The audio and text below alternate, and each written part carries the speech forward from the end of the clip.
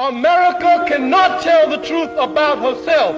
If the history of this country were written, you would have to say that this country is a nation of thieves.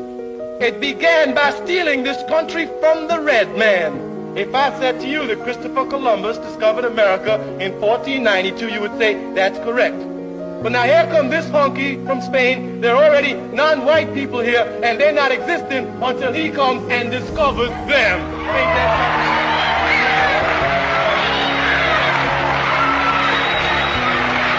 All their heroes have been white. They make you bow down to George Washington as your hero. Did they ever tell you that that honky owned slaves? Did he ever tell you that? Yeah. Not only did he own slaves, he sold a black woman for a barrel of molasses, and he's supposed to be our hero. Our hero. Should black people get reparations? I believe they should. So I, white man, have to play for black people. Why? Wow, that's a really selfish thing you No, just said. hold on. Why should I have... That's a really non-empathetic thing to say. Why should I have empathy for a race? I have white guilt because I breathe? Why should the white students here have to work harder to pay for black kids? You wanted to ask What is that all about? Not every black person has lineage connected to slaves. That's and true. Every white person doesn't have lineage connected to slaves. Yes, that's right. So since every black person doesn't have a lineage connected to slaves, why should we generalize and say reparations for black people? Because there are people that are in a worse place. So over 150 years, they didn't have any ability to make better decisions, to save money, and to invest. How about you take responsibility for your own actions instead of blaming the white? There is nothing wrong with crushing white supremacy. It is wrong to think that you are superior to others on the basis of the color of your skin. And what perpetuates that is the economic exclusion of our people. Defeating of white supremacy and dominance is not hatred of white people. When I say I hate white supremacy, I don't say I hate white people. But this is their home. They've got a role to play, but they must agree that there must be a deliberate program to empower black people the same way there was a deliberate program to empower them. But do all your supporters understand the distinction? When you say crush white dominance, can that not be interpreted in another way that inflames the current environment? You think they are gullible. You think they are fools. You think they are empty heads.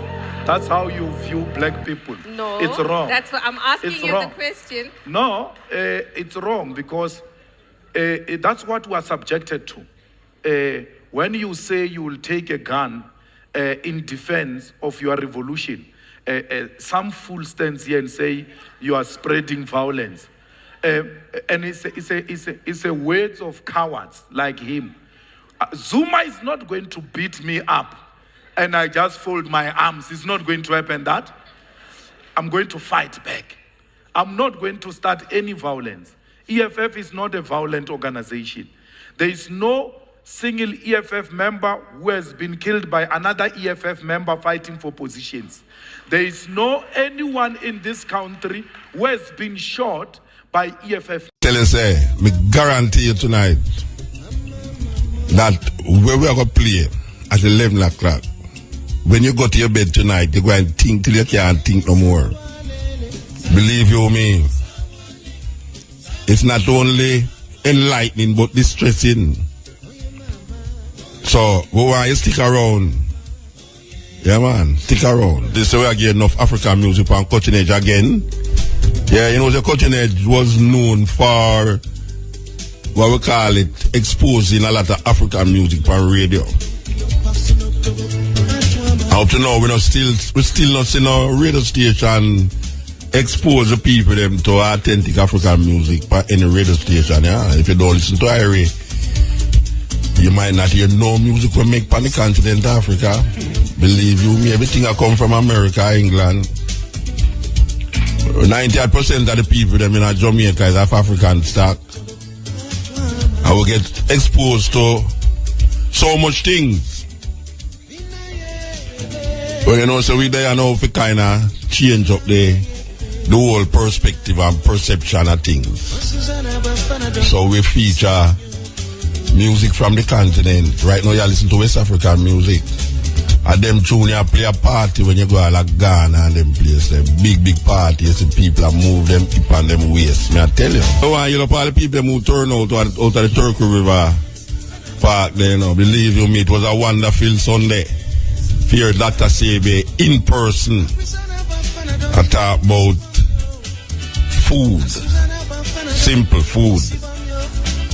Why you love I want them lady for really bring Dr. Sebe to Jamaica. As simple as they take it, it was a historical moment because the first Dr. Sebe will come to Jamaica. Even though him have a kind of roots in a Jamaica, but you know him set up himself in Honduras. And him is one of the herbal doctors where has proven that certain things that them say can get better or get rid of. Certain disease, them say you can't get rid of or get better. Him is one of them who get it rid of it. As a matter of fact, his proof was tested in the Supreme Court of America when them draft him up to say him have false allegation, but he was making false pronouncements that him can heal this and cure that, and guess what? Him win at the Supreme Court level. So it's not a joke thing when you say Dr. Sebe come to Jamaica. So you love the one them who bring him here and who tell you say him come forward. He love Jamaica, man. After the program we go check him and him sit down there and I say, boy, Jamaica is something else. And him not go nowhere, you know. I just between the park and the hotel, dog a carry hotel there, you know. No, but for that joke aside, you know, you see that place where them call Carib Hotel there. I mean, I advertise the place still, you know. Even though the same people, them own the same people, them own the same people, them. But you see that hotel there, you say that you open the door them to the veranda outside one at the back there. Trust me, man, any tourist to that, man, suppose you don't really want to go back which part you come from. And I feel it's that like Dr. Sebe too. Because him not go nowhere, more than drive from the airport to the hotel to the park and back to the hotel. And he must say, oh, he love Jamaica. But it's the feelings of the people them also help to really make people say, wow, Jamaica is like paradise, man. The people them not feel say it's paradise still, you know. But foreigners believe it's paradise because the greetings and the warmth of the people them. And plus when you look outside of your hotel room, you see this blue turquoise beach and sun and rock and I tell you, man, it's like the same place where you never talk about in the Bible. Eden, Garden of Eden.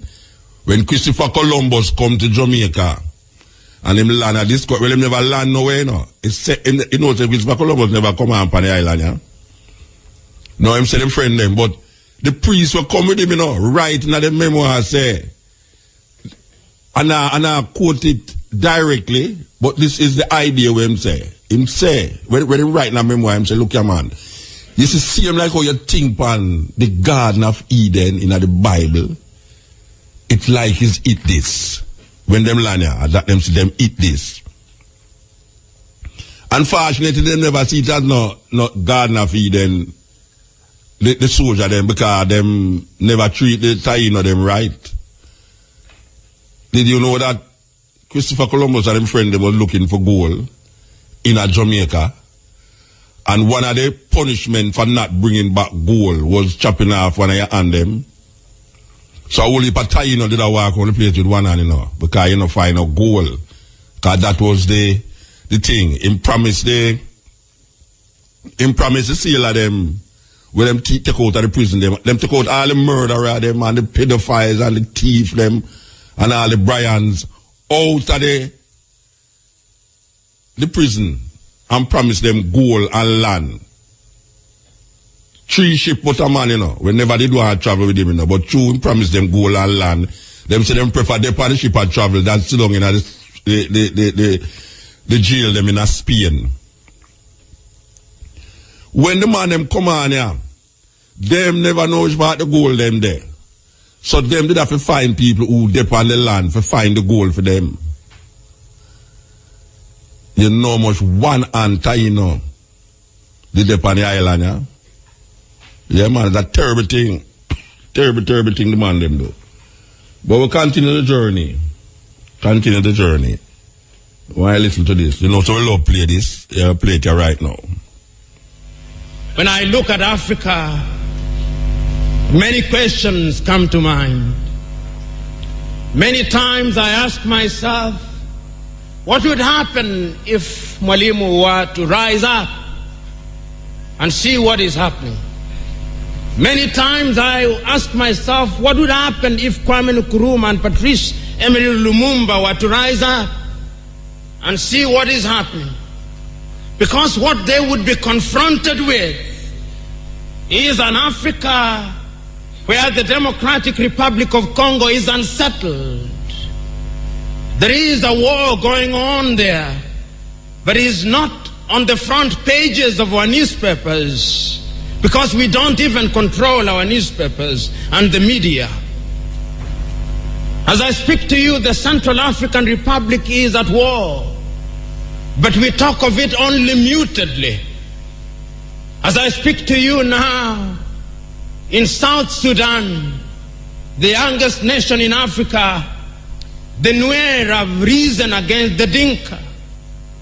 As I speak to you now, Eritrea is unsettled. As I speak to you now, there is an ease in Egypt as there is an ease in Libya. In Niger it is no better. In Senegal, in the Casamance is no better. In Somalia is no better. Africa is at war with herself. This is what they would be confronted with. They would be confronted with an Africa which statistician and romantic economists say is growing, but which in truth is stagnated. That is the Africa that they would be confronted with. They would be confronted with an African which, as Professor Mlama intimated in our presentation here, is an African which is suffering from schizophrenia. He does not know herself. They would be confronted with an African whose young men and women have no interest and low love for their continent. They would be confronted with an Africa where young men and young women are constantly humiliated at the embassies of European countries and at the United States of America as they seek the almighty green card. They would be confronted with an Africa where young men and women from Niger, Nigeria, Senegal, Mali, and Mauritania drown in the Mediterranean as they seek to be enslaved in Europe. This time round, Africans are not wailing and kicking as they are being taken away to be enslaved. They are being seen wailing and kicking as they seek to be enslaved in Europe and America. This is the tragedy of Africa. They'll be confronted with an African where people have lost their self-pride. Yeah. So we'll continue the journey with that. Yeah, play this bridge in here, you know. Yeah. With an Africa where young men and women from Niger, Nigeria, Senegal, Mali, and Mauritania drown in the Mediterranean as they seek to be enslaved in Europe. This time round, Africans are not wailing and kicking as they are being taken away to be enslaved. They are being seen wailing and kicking as they seek to be enslaved in Europe and America. This is the tragedy of Africa. They'll be confronted with an African where people have lost their self-pride. An Africa where Africans are not proud of their things. An Africa where in the hotels of Dar es Salaam or Nairobi, even food has foreign names. When we fry potatoes, we call them French fries, even when they are fried in Dar es Salaam. That is the Africa that they would be confronted with. They would be confronted with another Africa. An Africa which does not tell her story. An Africa whose story is told by Europe and America, the CNN, Radio Deutsche Welle, Radio France. That is the Africa they would be confronted with. They would be confronted with the young men and women who have no pride in Africa. When they want to enjoy themselves, they sing the praises of football teams from Europe and America. It is Manchester United. It is Arsenal. It is Real Madrid and Barcelona, not Yanga, not Mufulira Wanderers, not Gor Mahia, not FC Leopards. No. That is the Africa that they would be confronted with. They would be confronted with an Africa which does not enjoy its theater and drama. That Africa celebrates Leonardo DiCaprio. It celebrates Angelina Jolie and Brad Pitt. The Africa does not celebrate Genevieve Naji of Nigeria or Rita Dominic or Lou Jacobs of Nigeria. It does not celebrate Bongowood or Nollywood or Riverwood. It celebrates Hollywood. That is the Africa with which they would be confronted. They would be confronted with African women whose greatest source of joy is cheap grade B Mexican soap opera, La Patrona, La Mujer de mi Vida, The Rich Also Cry. Why must we remind ourselves of these realities? Because throughout the ages, the battle has always been the battle of the mind. And if your mind is conquered, then you are going nowhere. And that is why in the ages of enlightenment in Europe, the great René Descartes said, cogito ergo sum, I think, therefore I am. And therefore, if Africans are to begin to make a contribution in their affairs, Africans must begin to think. But the question is, are we thinking? We have universities in their numbers. Tanzania has universities including Dar es Salaam. Nairobi has universities, as indeed Kampala, as indeed South Africa, Johannesburg. We have all these universities. We have engineers. But our roads are not being made by Tanzanian civil engineers. It is the Chinese who are present in this assembly who are making our roads.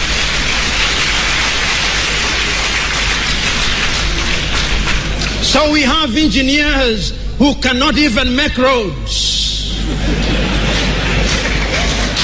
We have doctors whom we have trained. But when we are sick, particularly if we are of the political class, depending on who colonized you, if you are colonized by the United Kingdom, you rush to London. If you are colonized by the French, you rush to Paris. If you are colonized by the Portuguese, you rush to Lisbon. And if you are colonized by the Spaniards, you rush to Madrid, Spain. And recently, because the Asians are beginning to get their act together, we run to India. And very lately, because the Arabs are also beginning to get their act together, we run to Dubai. Notwithstanding that we have the Kenyatta hostels of this country, the Muhimbilis of Tanzania, the Chris Hani Baragwanaths of South Africa, and the Mama Yemos of Kinshasa in Zaire or the Democratic Republic of Congo, but we have no faith in our doctors. In the area of education, we also don't have faith. Our political class introduced something that they call free education, but it's free indeed, free of knowledge.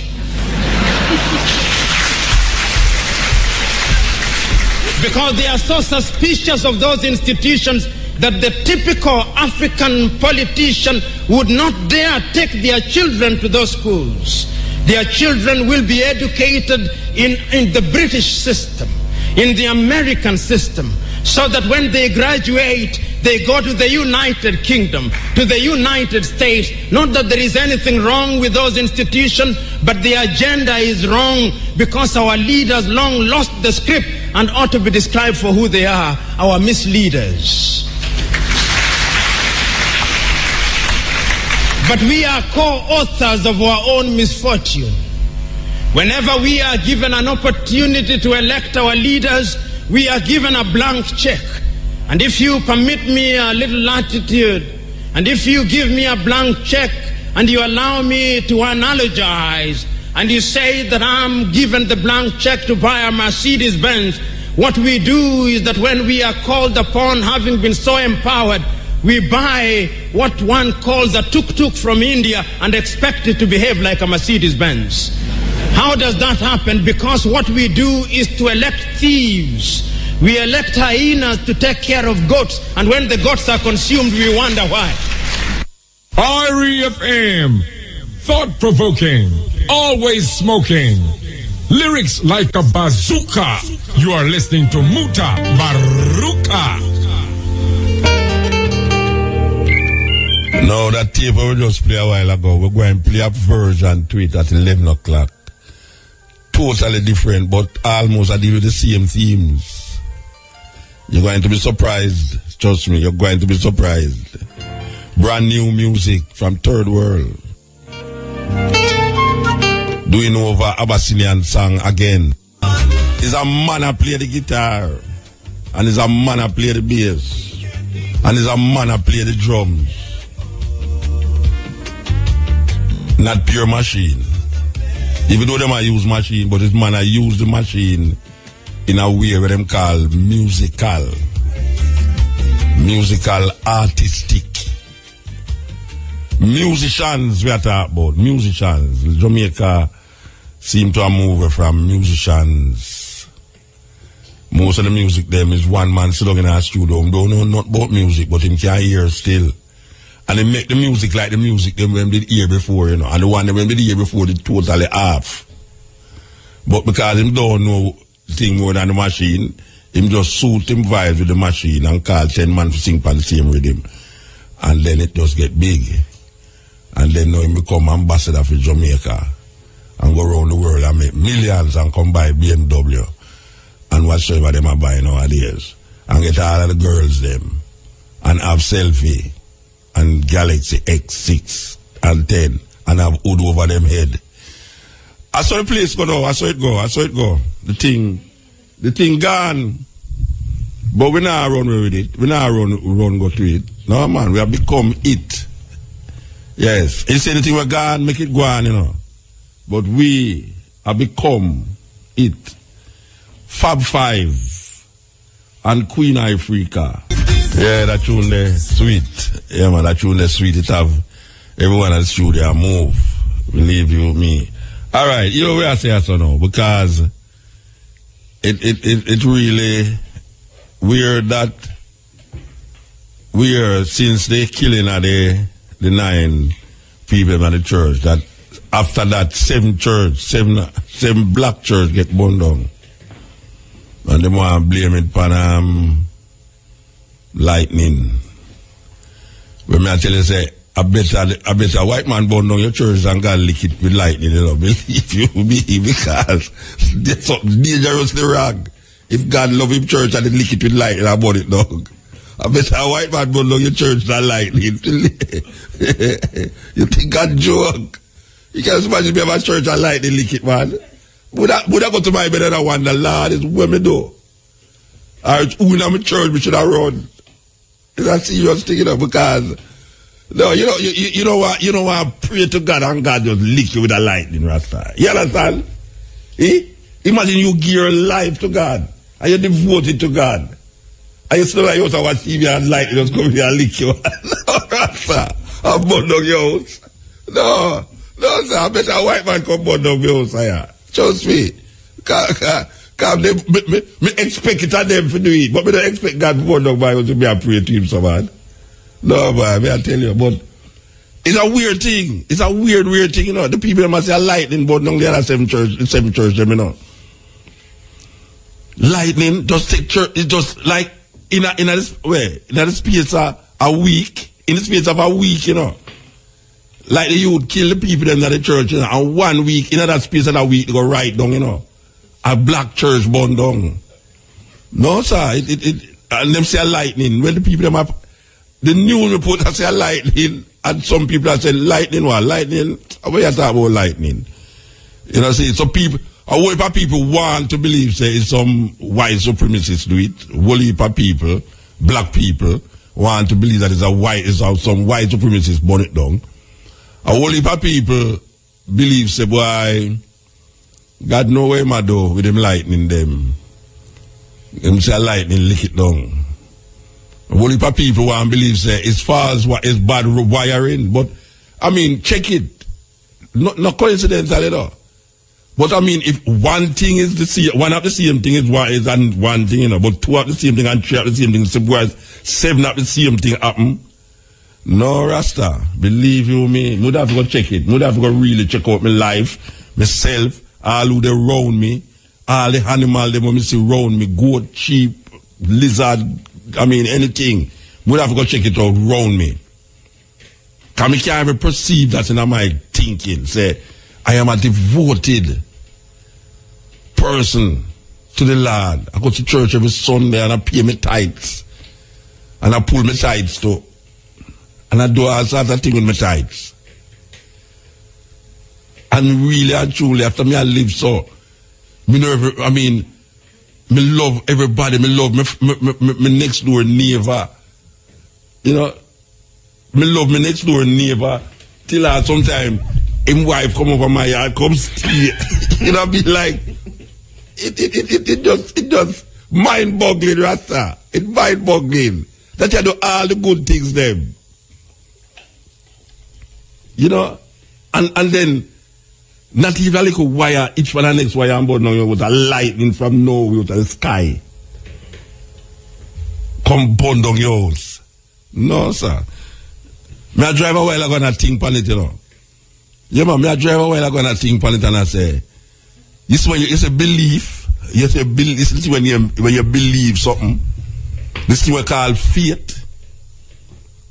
Faith come like almost a distraction from reality, you know.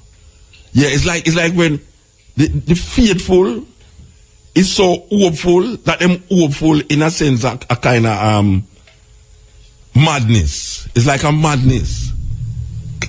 You believe in a something and you hope there's something like that, but not in your lifetime, not the lifetime before you see that something that happen where you believe in that. And then you add something else to it and I say, well, all right, nobody know when it's going to happen. Just watch and pray.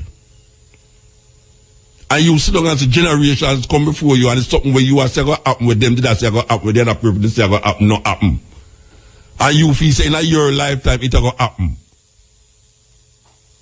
But I mean, I tell you, it's like these ideas, you know, well, it's a long time. I drive and not think so much, you know, it come like, it's a serious thing. I think the whole time I come, but I think upon all these ISIL people, them, and the Taliban, and George Bush, and Obama, and all these people who give credence to a religion to the point where them will fight the next person because of a religious belief. Because believe it or not, Bush should have fight a religious war. You know, see, Bush should have fight a religious war. But you know me I say now, the ISIL and the Taliban people them and the Al-Qaeda people them who give credence to a religion. And when you look on the three major religions them, you know, you talk about Judaism, Islam, Christianity, Islam. The three major religions them in the West, that's all. Most of the war them fighting in the world. It's them three set of people that fight the war. Or start the war, or war end the war. Most of the war them fighting in the world. Judaism, and you see we are going now with Israel in the Palestinian people them land. Christianity versus Islam. Islam say them are the true religion. And you know the funniest part, the weirdest part of the thing, you know. The three of them have them genesis in a one man. The three religion them, Judaism, Christianity, and Islam. The three of them have them beginning in a one man. And that is Abraham. And then it reaches a stage where these three things, these three so-called religious beliefs, are come from one man who claim that there is some supernatural being that are guide him. So these three people, these three groups supposed to worship the one supernatural being, you know. Then, me don't know if it's mad me mad or crazy me crazy, but if me I look on the earth here right now, I mean these three set of people, these three groups create the most war and kill the most people on earth. I mean literally. The most people were dead. Dead in the name of one of these religions. From time it was created, from Judaism was created, where Judah is in the name of Yahweh and thing. You must go in our city, and if the people them, it's a weird thing, you know. If the people them, when you go in our city, if the people them don't believe in the God where you believe in, kill the mother, the father, the picnic, the dog them, and burn down the city. And that the book say, you know. And that the book say. We talk about the three major religions now, you know. The first one, what them call Judaism. The God of that Judaism. Tell the people them say, tell the warrior them say, the judges say, look here. You see if them people over there so not believe in the God where you believe in, which is the God of Abraham, Isaac, and Jacob. Hear them what you do. You're going to go raid them. You're going to go kill them picnic. Kill them wife. Kill them animals and burn down the city. And next one come and say, God tell him, so when them go into the city, must kill all of the man them. This is weird, you know. Kill all of the man them, and if you want woman, take them for yourself. That is what this next prophet of Israel, God tell him to do, you know. God come again and he must say, let my people go. Him tell Moses, well, we don't know if it's who did attack to Moses, because it come like Moses did smoke too much ganja. Because him have a tree attack to him in the book. Maybe it's a ganja tree too, we don't know. But yeah, maybe it's a ganja tree and two Moses never used to smoke, and him stammer. When he sent the smoke, him start to hear a sort of voices that come out of the bush. Moses, take off your shoes, because where your place where you stand it, Muta used to walk there. Yeah, that's a serious thing. But three religion, you have wars, more wars and wars, and all them win, like God tell them, say, look, I said the land over there, so, flowing with milk and honey, go and go kill all the people, them and take the land there. You see them people over there, so them don't believe in your God, kill them. This is Judaism. They will come down to Islam. Islam wreak havoc over the place, even through Africa. The belief in this Islamic thinking. Well, we shall talk about Christianity first, second, because Christianity, I think them say Christianity come after Judaism, then you have Islam is the youngest one. But Christianity come in the name of Jesus. The amount of things were going on in Europe. One of the biggest atrocity in the world ever say is chattel slavery. In the name of the God and the Pope of Rome. This way, not even the Pope of Rome neither, you know, because the British come out, the Anglican Church. The Anglican Church sanctified and justified slavery. The Anglican Church, not an individual. Because them man never said nothing wrong with slavery, because the Bible tells us that slaves must be obedient to their master. Slaves must be obedient to their master. And that Christian book say. The Christian book say that. And then in the name of Jesus, them all kill themselves too. And in the name of Jesus, them broke is religion divide Europe. Yeah, religion divide Europe.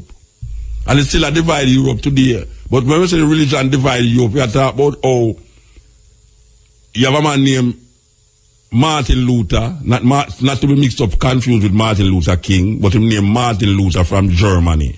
Him is the one where did say the Pope, the mark of the beast is Rome, the woman, the harlot woman. And then from out of Martin Luther come the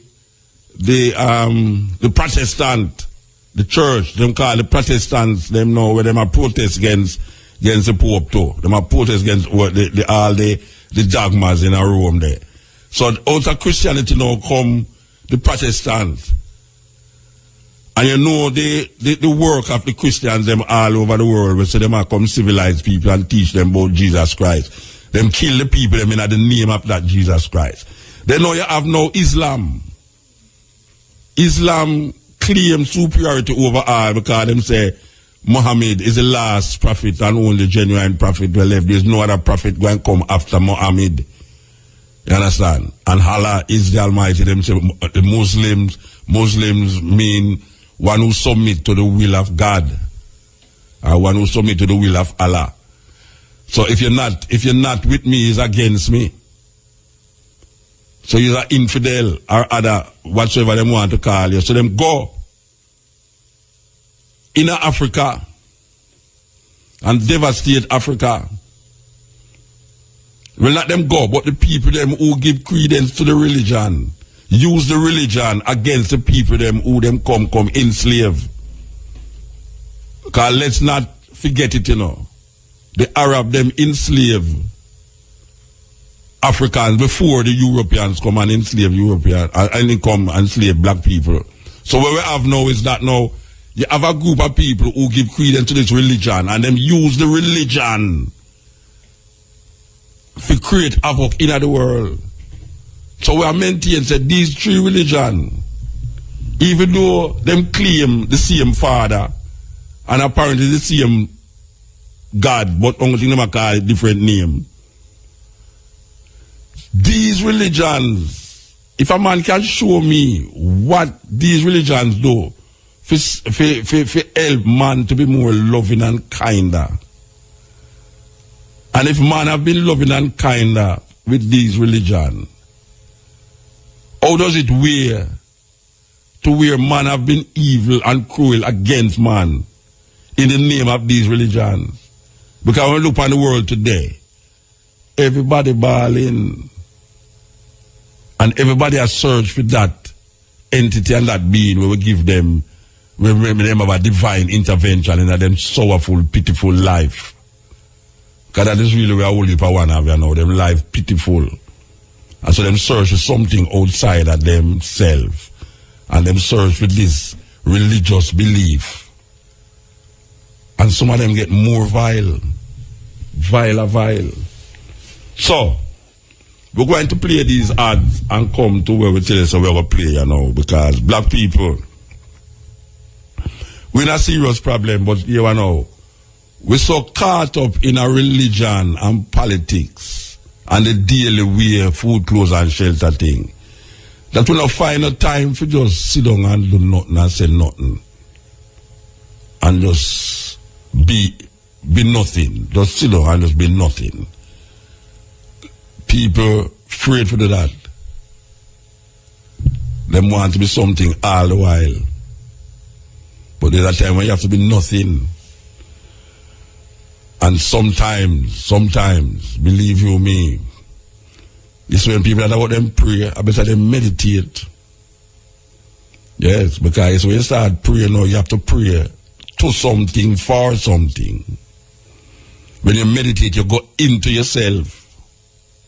Yeah, man, you go into yourself and you have to go on a special place to go meditate. You can't sit down by your toilet bowl and meditate. Yeah, man. So when we are talking about self, we now be egotistic and talk about the self which is. We are talking about the self which should be. You see, and we are motivate the inner being, the consciousness that bind all away. And say, look here, the whole thing of one life, you know, are just different manifestation. But you see, because the manifestation so the station. But you see, because the manifestation so different, may I tell you, it get combustible. And then to the point of confusion. And this is what we have now, this confusion. So where the gods them there? Where the creator of all this and that which is and which is not? Where the creator of evil and good there? Where the creator of man and woman there, of eat, air and water? That creator stand by and watch. Three group of people are fight over him and are craze and are create death and destruction upon the earth. We're supposed to be nice. And this supernatural being sit and look on these little pot. Because how can the pot look on the potter and claim greatness when it's the potter that made it? So when you look on all how the pot them are going and how we see the world I get devastated by not by nature devastated it, not by the wind or the fire or the water, because the destruction of all the thing I said just now is man. I create all these things. Man, I create disturbance in the atmosphere. All the poison you see, a man I create the poison. So when you talk about sin, a man creates sin. Because all the things that is anti-life is sin. Anything where is anti-life, in a religious perspective, is sin. But people create things that is not of life and put it in a them religious belief. When you see all a man now say, thou shalt not kill, and then him turn around and say, when it said thou shalt not kill, it don't mean goat and pig, it means thou shalt not kill man. So this being will give this commandment, say thou shalt not kill. I mean, I'm all powerful, almighty, all thing, and make all life form. You tell me, say, him only mean don't kill man? No, sir. That limited man. If the all-powerful, almighty full being said, thou shalt not kill, and he's giving man this commandment, thou shalt not kill, the only way it could have only really mean, thou shalt not kill human being, is if it's not no supernatural being said, or it's not no divine entity said, because there's no way. I mean, I talk for divine entity, as I say, and me as a human being and a master, so there's no way the divine being will me accept as a creator of all things would have said, thou shalt not kill, and it's only talk about human beings. When he said, thou shalt not kill to human being, he might talk to only, thou shalt not kill human beings. Serious thing. This is the cutting edge on RFM. FM really rocking, you know. Hey, Joe.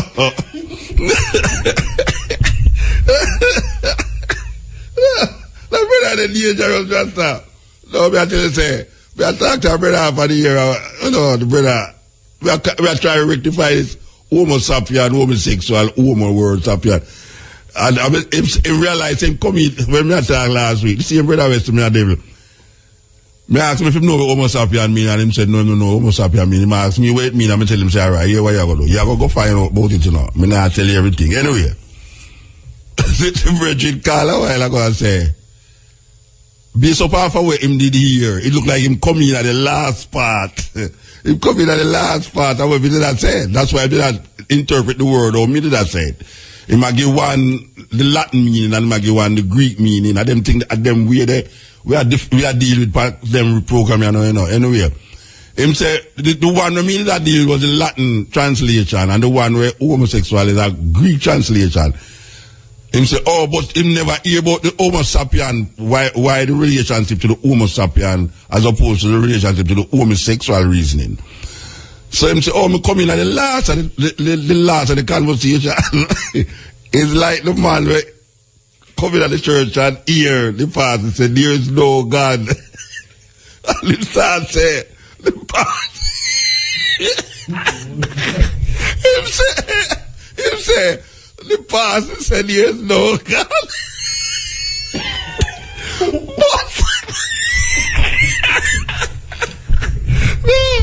I want to go home. I'm better than the wickedest joke. No, I don't even tell the joke right now because I laugh so much. Because I can't reach the last part of the joke.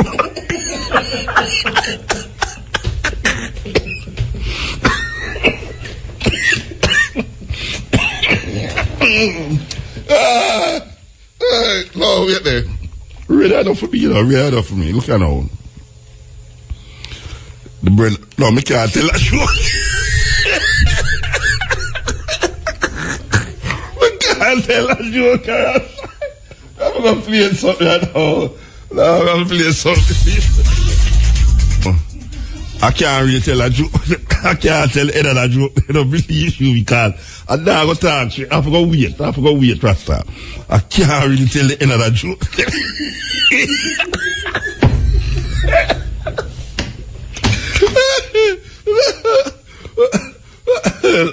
All right. You know...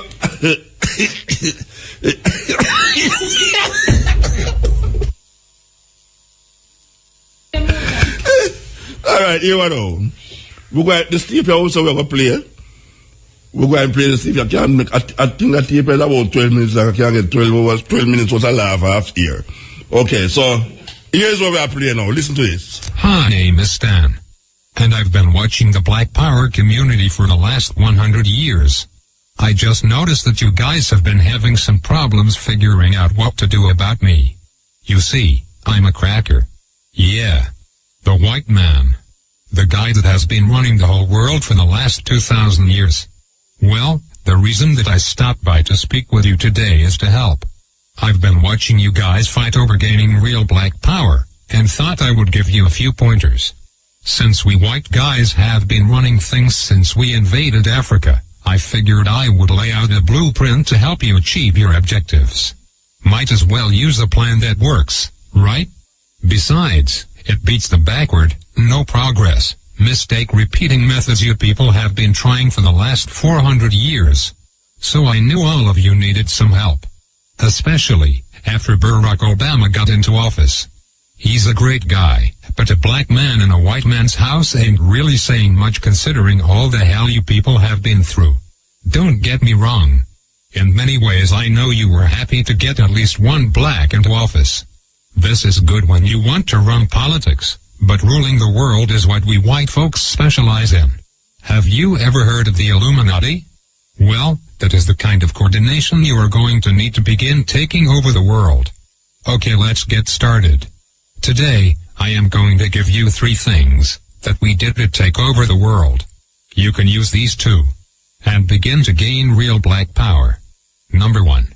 The first step to taking over the world is unity. I know you have heard of this before, but black people seem to really struggle with this one. You just don't seem to get it. You would rather fight against each other, instead of your enemies. This is bad business and you will never get true freedom doing things this way. Instead, do what we did to gain power. We divided and conquered entire countries based on their differences, while holding true to our similarities. I am white. There is no changing that. My God-born tendency is to preserve my own. Nothing is racist about that. It is just common sense. You people are the stupid ones, going around trying to love everybody, but yourselves. We kicked your asses here in America for over 400 years, and you still go around talking about Jesus loves everyone. While you've been doing all the praying and jumping around, we have been buying up the world and making laws you have to abide by. No offense, but everyone else has unity but you. I mean, look at the business in your neighborhoods. The people that control it don't even look like you. In fact, everyone who comes to this country sets up a business in the black community. The Koreans, the Indians, the Chinese. The list goes on and on. Aren't you tired of letting these other people supply all of your food, nails, and weaves? The one thing they have that you don't is unity. Number 2. Once you get unity, you are going to need to get organized. When we took over the world, we had a plan in place. A goal.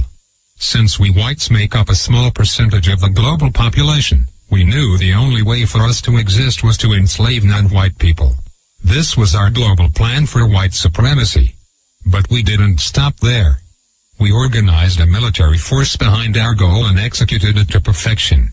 Killing men, women, and children across the globe with brute force.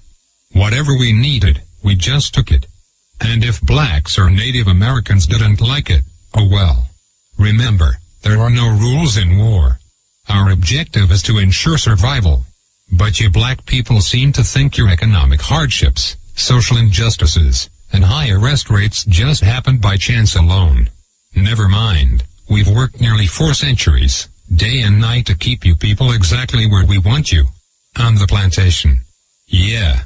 It's true. Let me tell you a little secret. Most white people are not going to tell you this. It's an old family secret we have kept pretty quiet about. And for good reason. You see, all that free labor my white ancestors got from your black ancestors, translated into a lot of money. In fact, the black slave trade was the greatest wealth-building tool in human history. With free labor we were able to finance the Industrial Revolution.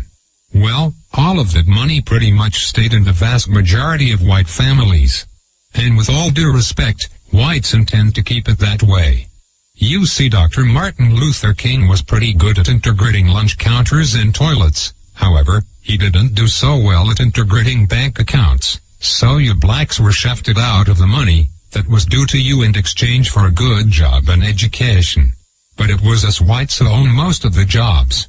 Which brings me to my point. It's just another plantation. I say all of it to say, being organized is more than alignment. It is knowing the traps we have laid out for you. And then moving around them. Everybody knows but you blacks. That education will only keep you enslaved. It will only produce what it has already produced. A bunch of dressed-up plantation workers perfectly content, working and serving under another man's vision. You don't really think we are going to teach you to build a nation for yourselves, do you? If you were really educated you would be able to solve your own problems. Problems like gang violence, poor economics and underrepresentation. Instead, you will continue to pass the notion of getting a good job down to your children. This will brainwash them to be just like you. And the cycle will repeat for generations. While we whites continue to run things at the top, your grandchildren will be celebrating the first black Catholic Pope. I know this has been long, so let's move to number 3. The third way to gain black power is the most important of all. It is this way because it deals more with your psychology than your conscious mind. When we took over the world we decided to use the most dangerous weapon of all to subjugate the darker peoples of the planet. We used a combination of white supremacy and religion to mind-fuck these people into complete submission. If a robber breaks into your house, rapes your family, kills your mother and father, then tells you that in order to go to heaven, you have to worship as God. If someone did that to me, then said that to be born again, I had to worship as God, I'd kill the bastard right on the spot. But you black people seem to have no problem worshipping the God of your enemies. Even worse is the fact that for all the praying that you have done, it seems like the God of the white man is just as racist as we are. Anytime you start believing in the God of your enemy, it pretty much means you're a complete idiot and a pussy, who is to keep sickness because to believe the man who murdered your family is your friend, is to believe that watermelons have gills. This kind of thinking lacks critical reasoning, a skill needed to defend territory and the minds of the youth. You even believe that Haiti, the only black nation that ever kicked the white man's ass, is cursed because many of them practice voodoo. You even go further and believe that it was God that hit Haiti with a 7.5 earthquake. You religious-minded blacks thought this about New Orleans too. Let me tell you the truth. We gave you this God, because we knew by worshipping a white god you would subconsciously be worshipping us. That was a part of our plan, and it worked like a charm on the early slave plantations. We whites decided to perfect it, and have taken our gods all over the world to dark people. You see, we know that if we can get you to put down your god, and pick up ours, you will lose your real power. This is really effective for controlling a people. Practically, by doing this, you will never fight against us because subconsciously you would be fighting God. But that is why you cheer for a white Jesus to kill all the darkies down in Haiti and New Orleans, while kissing Pat Robertson's ass. Meanwhile our harp machines can shake up more prime real estate for the oil companies. If you continue to follow the God of your enemies, you will never rule the world, because you will always have your allegiance with a white man, instead of your God, who's pissed off because you traded him in for a blonde-haired, blue-eyed hippie, whose name we took from Thought-provoking, always smoking, lyrics like a bazooka. You are listening to Mutabaruka. This is the Cutting Edge on IRFM. All right, now, make we figure out something else with this tape here. So give it too much work. Okay, make you see. We can put on this tune now. Yeah, you know, all right, we can, that's something wrong with the bottom of that tape here. We can't continue playing it. But him say some other things. I forgot to tell you, forget it. I really, I don't know, I do have the name them again as some really funny name. I never hear that part, and the thing when I didn't listen to it, and I go back and listen to it again. So I forgot to figure out, I should have edit it right now too. Okay. Brand new. And written by the man called Joe Higgs. Emerges really in the 16th and 17th, particularly the 17th century. Europeans were enslaving and had for some centuries been enslaving people both of Africa and of the New World. History of racism in the Western world is broadly associated with slavery as the early form of colonialism. And it's in that context that something called race is created, which essentially means that certain people who are defined as non-Europeans find themselves ruled and governed by Europeans. For people in America in the 17th and the 18th century, race was a fact of life. And I think that racism is something that comes out of that interaction of necessity. This isn't people cooking up racism in their laboratory or in their study and then going out into the world to apply it. In a sense, white people and blacks and Indians worked out their ideas of race in proximity with each other on the hoof. The British don't become slave traders and slavers because they are racist. They become racist because they use slaves for great profit in the Americas and devise a set of attitudes towards black people that justifies what they've done. The real engine behind the slave system is economics.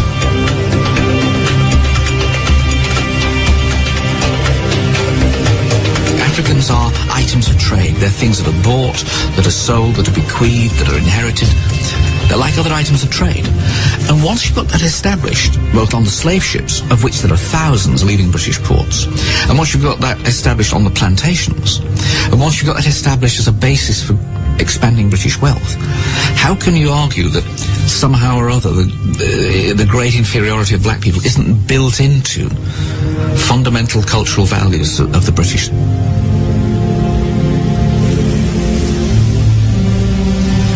John Hawkins was perhaps the first English trader to actually kidnap slaves from Tagrin, which is a couple of miles from Freetown, and forcibly took slaves away from Sierra Leone.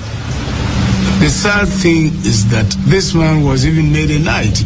When we were in school, we read about Sir John Hawkins as if he was such a good person, he was such a righteous person, somebody who had contributed positively to, the creation of the British Empire. It was only much later that some of us learned with regret that, in fact, he was not only involved in the slave trade, but he actually captured, slaves. He established places down down by Government Wharf, what we call Government Wharf now. Over time, it became an industry, and a lot of English traders and a lot of Sierra Leonean rulers, particularly those along the coast, became heavily involved in the slave trade. And we have, for instance, several islands off the coast of Sierra Leone that were prominent slave trading posts, like Bonds Island, for instance, where there were English force, other European South force, even Americans were very heavily involved in the slave trade from Bonds Island. People that come for buy. The number there, in a group iron, the number we want, you take up. They put on this fire room, open, the banner, and of course, we know the way they were taken, captured, tied up, chained, and thrown into the ships. So it was a very bad experience for the slaves from the moment they were captured up to the time they reached the so-called New World. And then those who survived and did arrive, had to be put for sale. And then when they were bought, they had to undergo all kinds of indignities. One great woman, it could cost 2 man price. Sometimes it work for you, not the garden. Not come back, it work for you, it born picking for you. Now for that, it pay 2 times for one great woman. When the boat come collect tuna,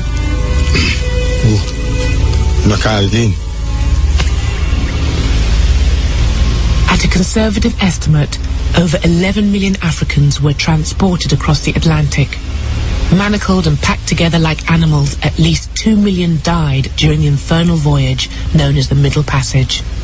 Slaves are seen as deracinated people, people who did not belong, who were natally alienated. That is, they had no right of birth, and they're seen as people who had been torn from another society, but not socialized into the new one. So they were socially dead, so to speak. They were seen as people without honor, which is a degraded condition.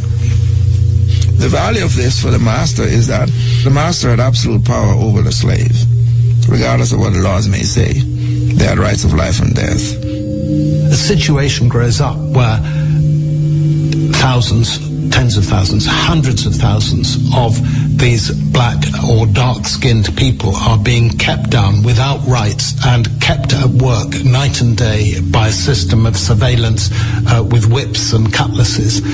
And of course, there is the fear that they will try and rise up, that they'll try to run away, and that when they do that, they're going to slaughter the masters and the overseers and their wives in their beds. And really that any white person will be seen as a potential enemy by the blacks. It's a TK Value Reward Summer Herb. Yeah, this is the culture here. We'll continue the journey here. Fear between the two groups, and this tends to consolidate racial feeling, and the only way to keep these slave societies even minimally secure was to arm all the white men, and even indeed some of the white women too. So you're there in your plantation manor, you're there in your, settler outpost. What are the natives doing? Sort of classic line, from these movies. The natives are restless. What's going on? Those drums in the background. There's the idea that, these people are sort of getting together and they're going to invade us, they're going to attack us. And it's a kind of, projection basically. In other words, you've invaded their countries, you've subordinated them. There's a long history of colored perils. There is the red peril called Red Indians. There's the yellow peril. There's the black peril. There's this idea of the non-white other. And the non-white other is threatening, the non-white other is scary, the non-white other may be coming to attack. And it comes out of, you could say, a bad conscience in part, a sort of subconscious recognition perhaps of the kind of things that have been done to the non-white other.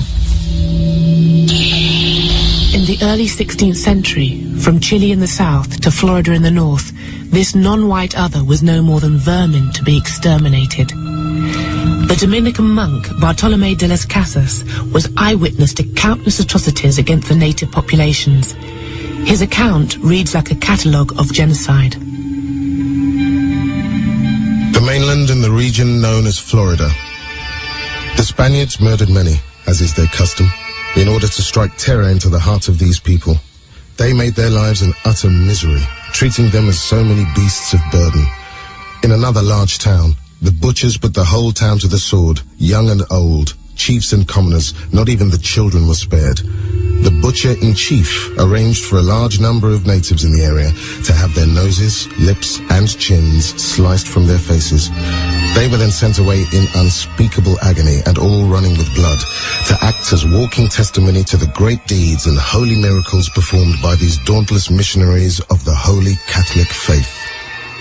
The things that Las Casas witnessed, particularly on Hispaniola or in Cuba, these incredible crimes, these incredible attacks on Indians, disembowelings and burnings and rapes and whatever else, I'm sure that that level of violence is something that you could have witnessed in different places in the 17th, the 18th century, in other parts of the Spanish Empire. But it was a peculiarly awful moment that Las Casas saw as the Spanish got to the Americas and tried literally to work the Indians to death. The reports of Las Casas caused enough unease for the Council of the Indies, the Spanish administrators of the New World, to call a debate at Valladolid in Spain in 1550. The debate concerned not just the mistreatment of Indians, but whether they could be categorized as human at all. In contest with Las Casas, the champion of the native populations was the Jesuit Juan Ginés de Sepulveda. By this time, the Spanish have been in the Americas for about 50 years.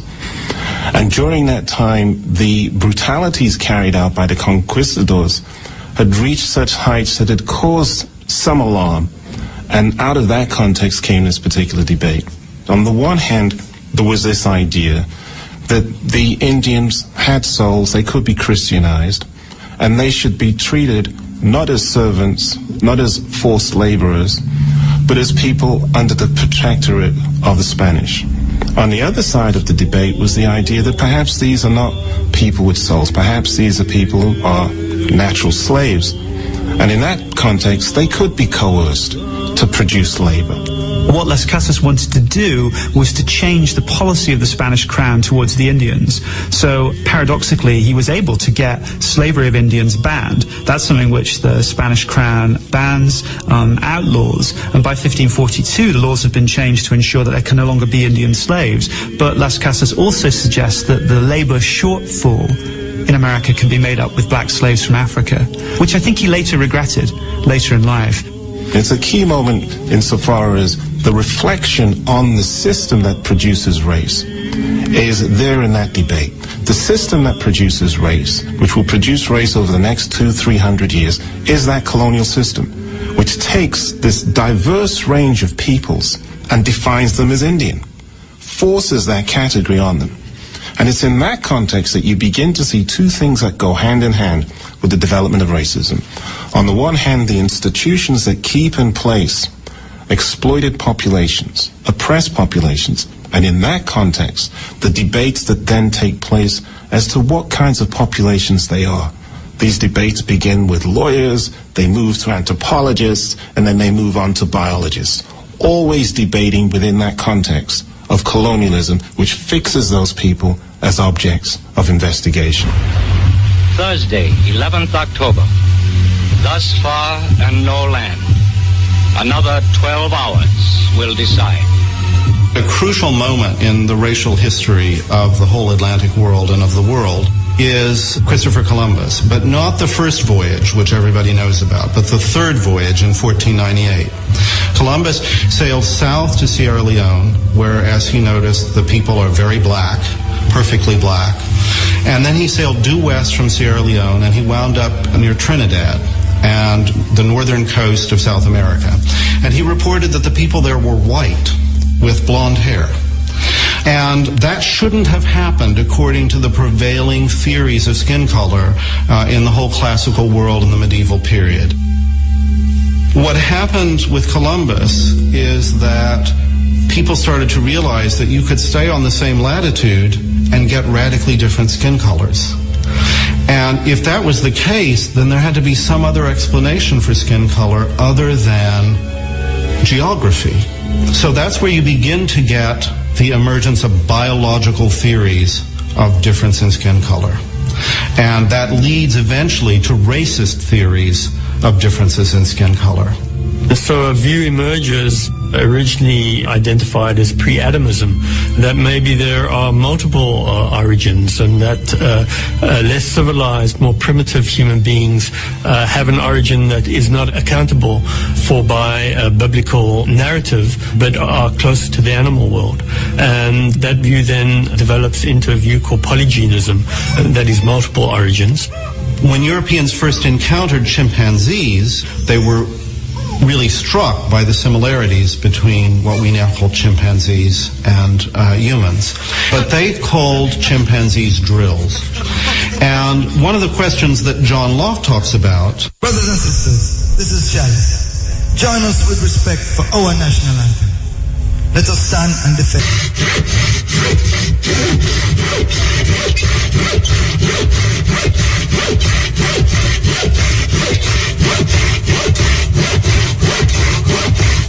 This is the Cutting Edge on RFM with the panel. You know, so from the whole time, we don't stop Black History. We consider the Black History thing right through. We don't wait for February for Black History out. But we are listening to a kind of historical perspective of slavery. Historical coming from England. The perspective is from England, where they create the most devastation when it comes on to slavery. Anyway, we'll continue. Understanding is the question of whether human beings have mated with drills. So the question that gets increasingly asked in the 17th century is, are African peoples what we call the same species as Europeans? And Locke has real questions about whether we can say that they're the same species or not. And one of the explanations for African people that you start hearing in Barbados, for instance, the English colony on Barbados in the 17th century, is that black Africans are produced by the sexual union of a chimpanzee and a human being. So they're not really human, they're half animal. And this gets bound up with a whole series of prejudices about the animality of Africans, their bestiality, their sexuality is animalistic. Even in the 20th century, you get all sorts of claims about jazz music being animalistic. These are prejudices that begin to be ingrained in European culture in the 17th century in the context of what we think of as major scientific or philosophical texts. And literary texts too. In The Tempest, whichever way you interpret Caliban, Shakespeare's weird hybrid reinforces the idea that slaves are not fully human. Shakespeare doesn't quite know how to figure the hewer of wood and drawer of water. Is this the working class? Is this the proletariat? Is this the African? Is this the savage? Shakespeare doesn't know, and he creates Caliban. Thou poisonous slave, got by the devil himself upon thy wicked dam, come forth! In The Tempest, it seems to me pretty clear that Shakespeare imagined Caliban as a black slave. He has an African mother and a black devil father, and that in some ways Caliban is the first representation of the rebellious, sexually obsessed, violent, ignorant black slave. I have used thee, filth as thou art, with human care, lodged thee in mine own cell, till thou didst seek to violate the honor of my child. What is being done? Thou didst prevent me. I had people else this isle with Calibans. Shakespeare presents him as somebody who will be tricked by a few baubles, not crystal meths, not crack cocaine, but by a few trinkets and some booze. Many a Caliban might have found himself in the English plantations of America. In fact, The Tempest was partly inspired by the story of a ship which ran aground on Bermuda, where the crew then mutinied. The Sea Venture had been bound for the plantations of Virginia, a slaveholding colony in which Shakespeare himself had a financial investment. The economic notion of the plantation as a large site of agribusiness and of a large cooperation of human labor for the arable field begins in Ireland, begins in Ulster. Of course, it was a London merchant house that wished to plant dairy and to start the plantation of Ulster at the very time that, at Shakespeare's time, towards the end of Shakespeare's life, that the Virginia Company is establishing a colony in Virginia. The idea that the great glory days of England begin with Elizabeth, there is no successful English colony under the reign of Elizabeth. Great English imperial aggressive victories started happening in the 17th century, really under Cromwell with the growth of the empire and the conquest of Jamaica. And that's when the English also began to perceive of themselves as part of a superior white race. Oliver Cromwell is a fierce and powerful revolutionary figure. He was a great general and commander of capitalism that transformed the Atlantic, if not the whole world. This mighty vision he had of doing God's work had begun in the fens of England, where the huge hydraulic works of Van Muden in Holland are harnessed to drain the fields. So he played a role in that, and to discommon, or to remove people from their customary lands in order to produce the riches of the alluvial plains of Lincolnshire and the Norfolk Broads. He then transforms that interrelationship, shall we say, of water and land to crossing the Atlantic and to establishing the sugar plantations. He doesn't do this alone, of course. He does it with a class of people. This is why we say the capitalist class, because they hope to capitalize the land, turn the land into commodities and then into capital, and do this through the sugar plantation in the 1640s, in the very time of the English Revolution or the English Civil War. It's an amazing story of conquest, cruelty, and God. So if you look at something like the southern states of America, up until the point of the American Civil War, the greatest amount of wealth in America was the ownership of slaves and slave labor. Now this is enormous. And it's in that process of being able to command the resources of other parts of the world, extract them for your industries and that labor, that you create this massive structural inequality. The British become well off on the basis of the slave system. Liverpool, Bristol grow to kind of extraordinary levels of material and urban well-being because of the slave system. Lloyd's of London, the Bank of England, Barings Bank, Barclays Bank, Lord Harwood at Harwood House, stately homes left, right and centre, are absolutely rooted in this slave system. But it's a slave system that needs a justification. That is the kind of racist element in it. But the real rationale for it is profit.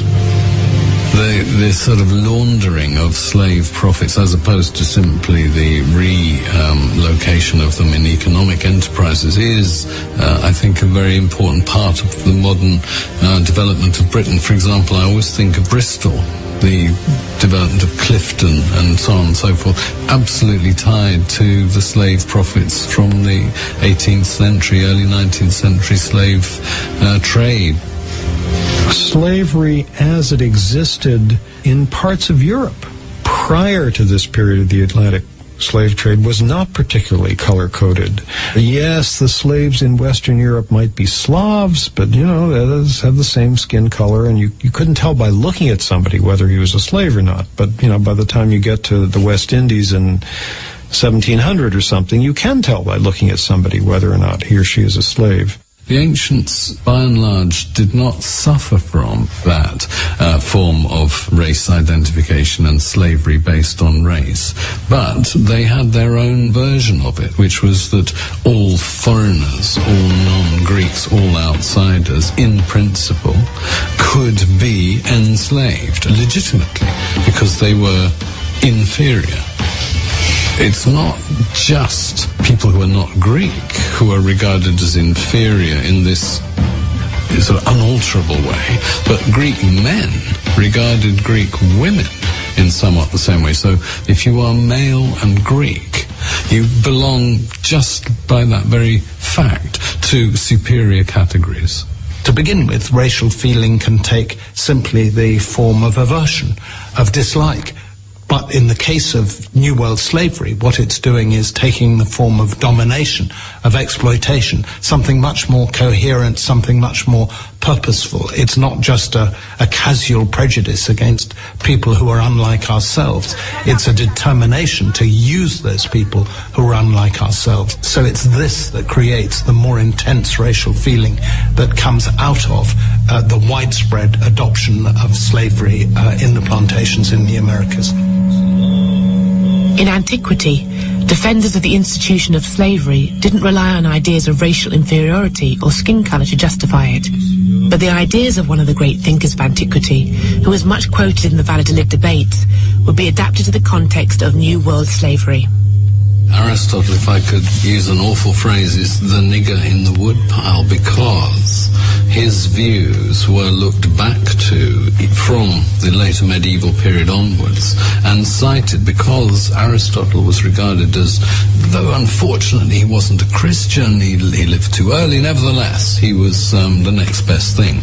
And if he said slavery was a natural phenomenon, then it probably was. But it's very important to be clear that Aristotle was not speaking in terms of external racial characteristics, color. Genesis chapter 9, verse 25. And Noah began to be a husbandman, and he planted... An authority even greater than Aristotle's was invoked to justify slavery: God and his good book. Genesis chapter 9, verse 25 was interpreted by Christians as divine authorization for trafficking in slaves and the ownership of plantations. Oh, and this is kind of a funny story, and from our perspective it seems sort of ridiculous, but this was taken very seriously indeed. After the flood, Noah gets out, there are still waters all around, and so Noah decides he's going to set up a vineyard. Noah gets drunk. He has 3 sons, Japheth, Shem, and Ham.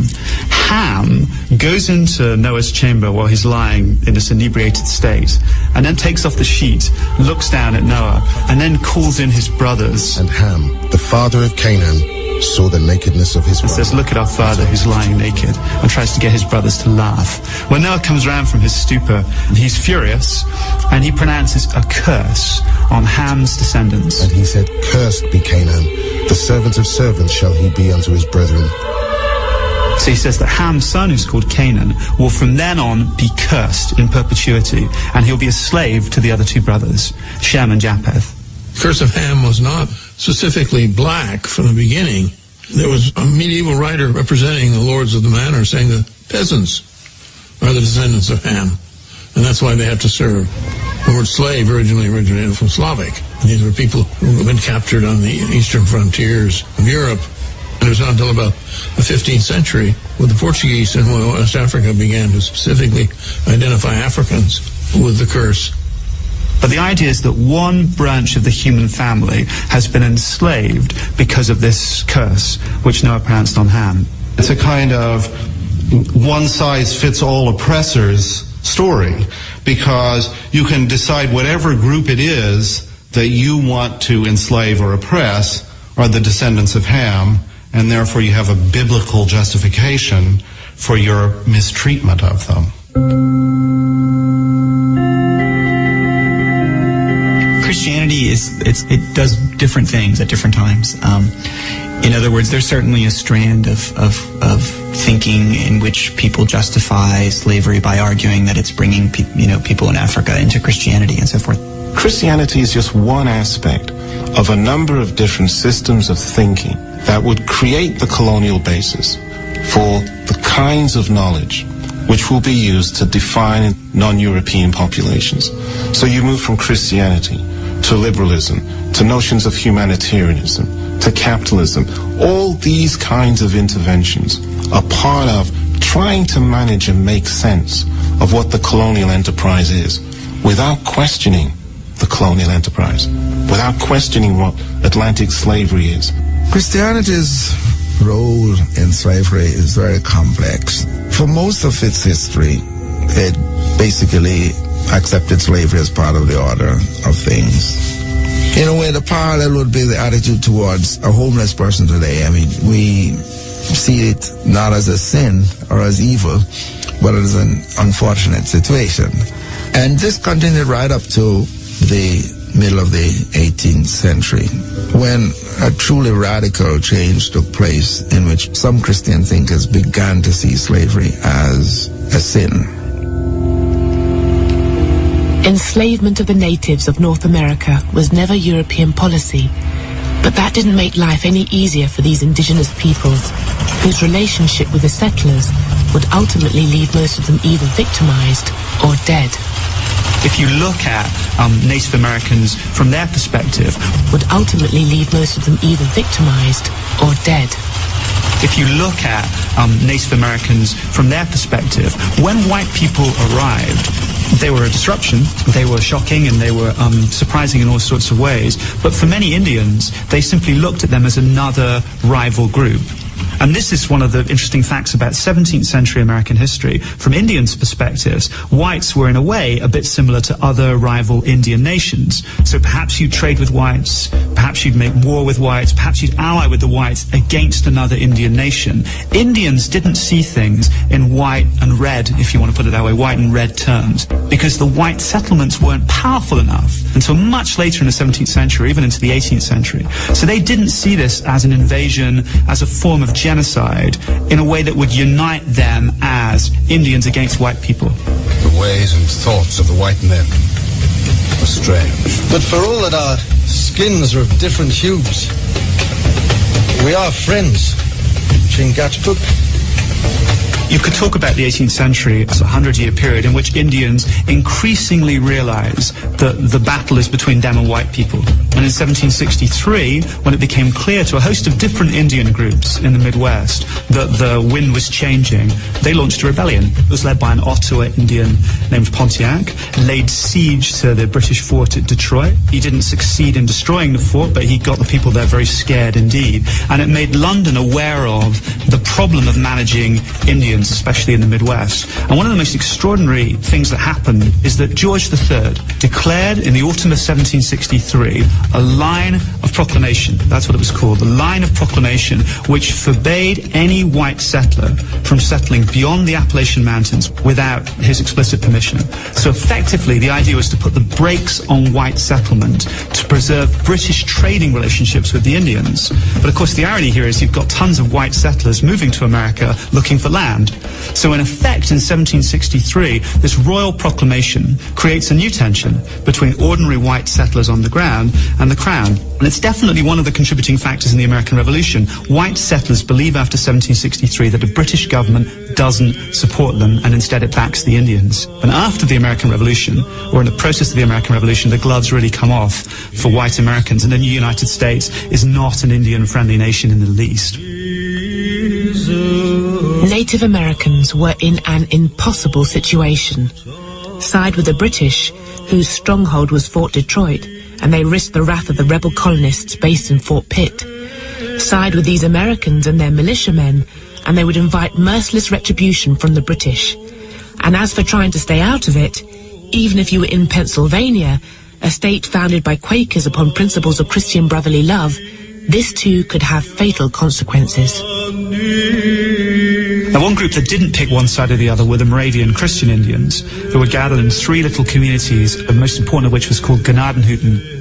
These Moravian Christians, there are maybe 100, 150, had tried to stay out of the war. They weren't hostile Indians. They had adopted many of the customs, the equipment, the technology of white people. They read the Bible. They sang hymns. They were, to all intents and purposes, the dream model of people back in the 17th century who wanted to convert and civilize Indians.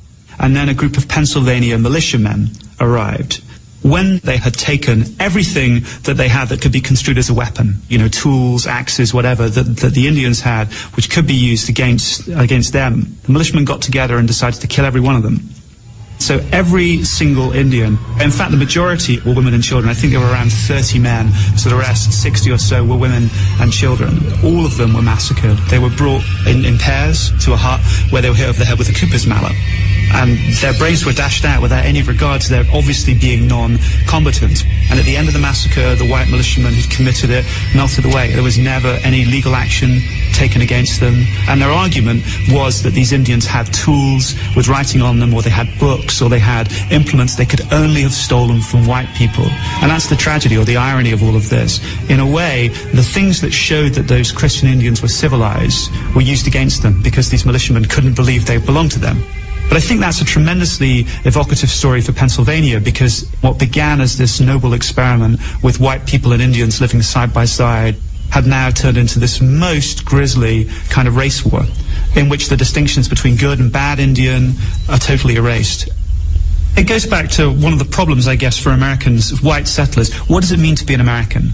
What is there about America as a place which defines the people that live there? When the Boston Tea Party took place in December of 1773, there's protest against the tea taxes which are being imposed by London, and you get these patriots running onto these ships of the British East India Company and pouring the tea into the harbour. They dressed as Indians. Now that to me is tremendously interesting, because they dressed as Indians to prove they were American. It's as if when you get past the stage of mastering Indians militarily, they become incredibly useful culturally in articulating Americanness, the idea of being American. And, there's a reason why there are cars called, the Cherokee, or the Pontiac. I mean, you line up the major Indian leaders, line up the major Indian tribes, and you can probably find a vehicle or a weapon named after one. The Apache helicopter, Tomahawk missile. You don't have to look very far to find that kind of connection. And many people have pointed out the Indian appears on the nickel, but the African appears on no coins. And so the Indian was sort of a symbol of America in a way. Not the full destiny of America was to be civilized, and Indians were to become civilized or they were to die out. But they still identified with America in a way that Africans could not be. The one thing that comes to mind looking at it over a long period of time is that one of the main distinguishing features of black-white relations in the United States has been the idea, the so-called one-drop rule. Purity of blood. To be white, you could not have an unknown black ancestry. It wasn't always enforced, but this was the rule. Indian blood and intermarriage with Indians, going back to John Rolfe and Pocahontas, was not taboo. So that when Oklahoma became a state, it was interesting, the Oklahoma Constitution, there were a number of part Indian figures who were involved in the setting up of the Oklahoma state government when it was in 1910. And the law said there could be no marriage between whites and blacks, and no marriage between Indians and blacks. But that left the Indians and whites to freely intermarry.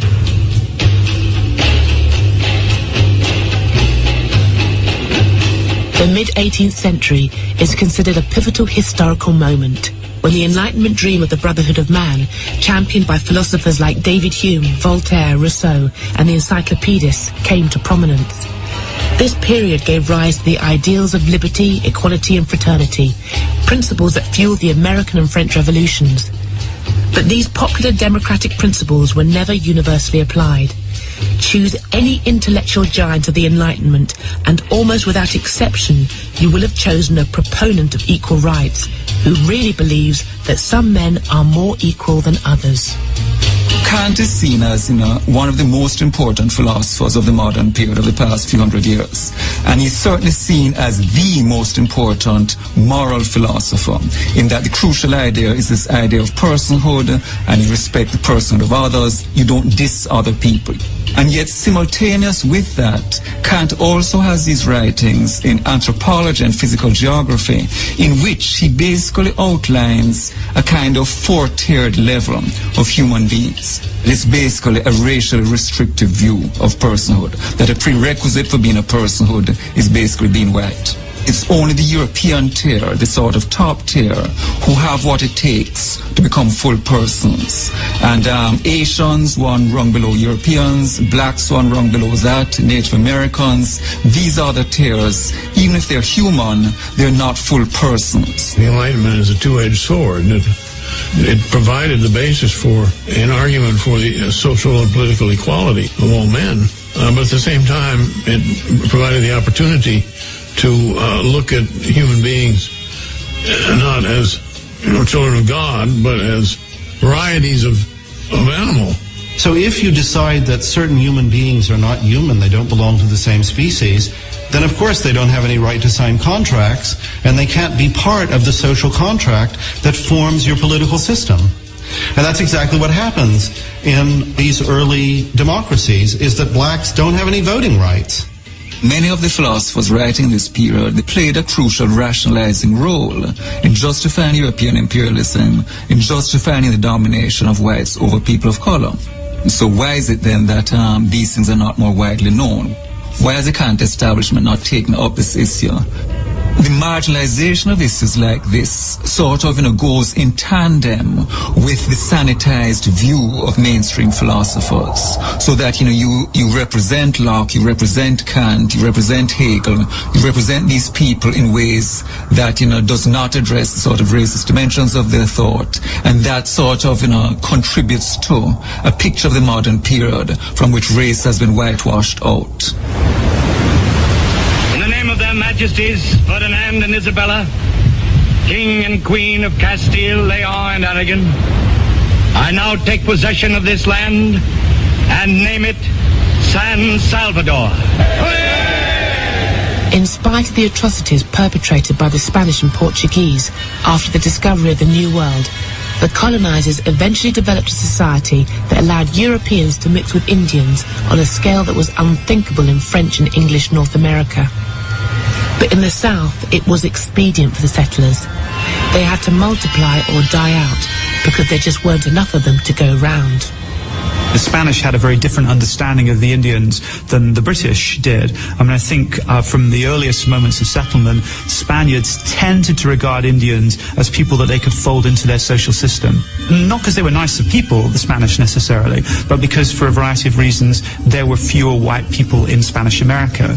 Because Spain never colonized America with anything like the number of colonists that England and eventually Britain brought over. The number of Spaniards, peninsulares as they were known, people from the Iberian Peninsula that actually came to Latin America, was much, much smaller. One sees emerging in the period of the Enlightenment, in the latter part of the 18th century, as abolitionism is beginning to take root in that part of the world as well, a much more vigorous form of mixed-race interaction that you find in other parts of the world. It's a different tradition coming out of Southern European colonization, Portuguese on one hand, Spanish on the other, and out of this a greater willingness to engage in forms of mixed interaction, mixed intercourse, and identified and acknowledged mixed race populations emerging.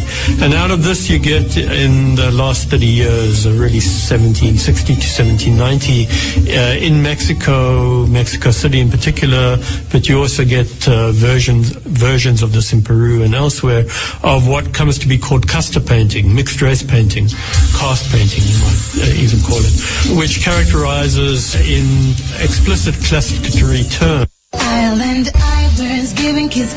is an emergent form of rationality of Enlightenment thinking. The casta painting lays out the forms of offspring that emerge from certain kinds of mixture between what they call Spaniard and Indian on the one hand, Spaniard and black on the other, in other words, European or white, with other racial forms, Indian and African, and then mixtures as well with the mixtures of the mixtures, so to speak. So you get various gradations, and you might even call it degradations of racial mixing that go from mestizo and so on. But the color lines were not rigidly drawn between just two races, but you had at least one intermediate race, mulattoes or amount of wealth in America was the ownership of slaves and slave labor. Now this is enormous, and it's in that process of being able to command the resources of other parts of the world, extract them for your industries and that labor, that you create this massive structural inequality. The British become well off on the basis of the slave system. Liverpool, Bristol grow to kind of extraordinary levels of material and urban well-being because of the slave system. Lloyd's of London, the Bank of England, Barings Bank, Barclays Bank, Lord Harwood at Harwood House, stately homes left, right and centre, are absolutely rooted in the slave system. But it's a slave system that needs a justification. That is the kind of racist element in it. But the real rationale for it is profit. The sort of laundering of slave profits, as opposed to simply the relocation of them in economic enterprises, is, I think, a very important part of the modern development of Britain. For example, REFM, thought-provoking, always smoking, lyrics like a bazooka. You are listening to Mutabaruka. Yeah, the time is 24 minutes to 1 o'clock. This is the Culture Nation RFM. You're listening to a documentary called The History of Racism. And it's dealing with racism right across the board. And how white Europe, well, not white Europe, but Europeans facilitated slavery amongst the Native American them especially, amongst the African them especially. So we're going to continue with it. Yeah, we're going to continue. Mix up business are going now. We can continue this thing now. Possible situation. Side with the British, whose stronghold was Fort Detroit, and they risked the wrath of the rebel colonists based in Fort Pitt. Side with these Americans and their militiamen, and they would invite merciless retribution from the British. And as for trying to stay out of it, even if you were in Pennsylvania, a state founded by Quakers upon principles of Christian brotherly love, this too could have fatal consequences. Now, one group that didn't pick one side or the other were the Moravian Christian Indians, who were gathered in 3 little communities, the most important of which was called Gnadenhutten. These Moravian Christians, there are maybe 100, 150, had tried to stay out of the war. They weren't hostile Indians. They had adopted many of the customs, the equipment, the technology of white people. They read the Bible. They sang hymns. They were, to all intents and purposes, the dream model of people back in the 17th century who wanted to convert and civilize Indians. And then a group of Pennsylvania militiamen arrived. When they had taken everything that they had that could be construed as a weapon, you know, tools, axes, whatever, that the Indians had, which could be used against them, the militiamen got together and decided to kill every one of them. So every single Indian, in fact the majority were women and children. I think there were around 30 men, so the rest, 60 or so, were women and children. All of them were massacred. They were brought in pairs to a hut where they were hit over the head with a Cooper's mallet. And their brains were dashed out without any regard to their obviously being non-combatants. And at the end of the massacre, the white militiamen who committed it melted away. There was never any legal action taken against them. And their argument was that these Indians had tools with writing on them, or they had books, or they had implements they could only have stolen from white people. And that's the tragedy or the irony of all of this. In a way, the things that showed that those Christian Indians were civilized were used against them because these militiamen couldn't believe they belonged to them. But I think that's a tremendously evocative story for Pennsylvania, because what began as this noble experiment with white people and Indians living side by side had now turned into this most grisly kind of race war, in which the distinctions between good and bad Indian are totally erased. It goes back to one of the problems, I guess, for Americans, white settlers. What does it mean to be an American? What is there about America as a place which defines the people that live there? When the Boston Tea Party took place in December of 1773, there's protest against the tea taxes which are being imposed by London, and you get these patriots running onto these ships of the British East India Company and pouring the tea into the harbour. They dressed as Indians. Now that to me is tremendously interesting, because they dressed as Indians to prove they were American. It's as if when you get past the stage of mastering Indians militarily, they become incredibly useful culturally in articulating Americanness, the idea of being American. And, you know, there's a reason why there are cars called, you know, the Cherokee, you know, or the Pontiac. I mean, you line up the major Indian leaders, line up the major Indian tribes, and you can probably find a vehicle or a weapon named after one. You know, the Apache helicopter, you know, Tomahawk missile. You don't have to look very far to find that kind of connection. And many people have pointed out the Indian appears on the nickel, but the African appears on no coins. So the Indian was sort of a symbol of America in a way. Not the full destiny of America was to be civilized, and Indians were to become civilized or they were to die out. But they still identified with America in a way that Africans could not be.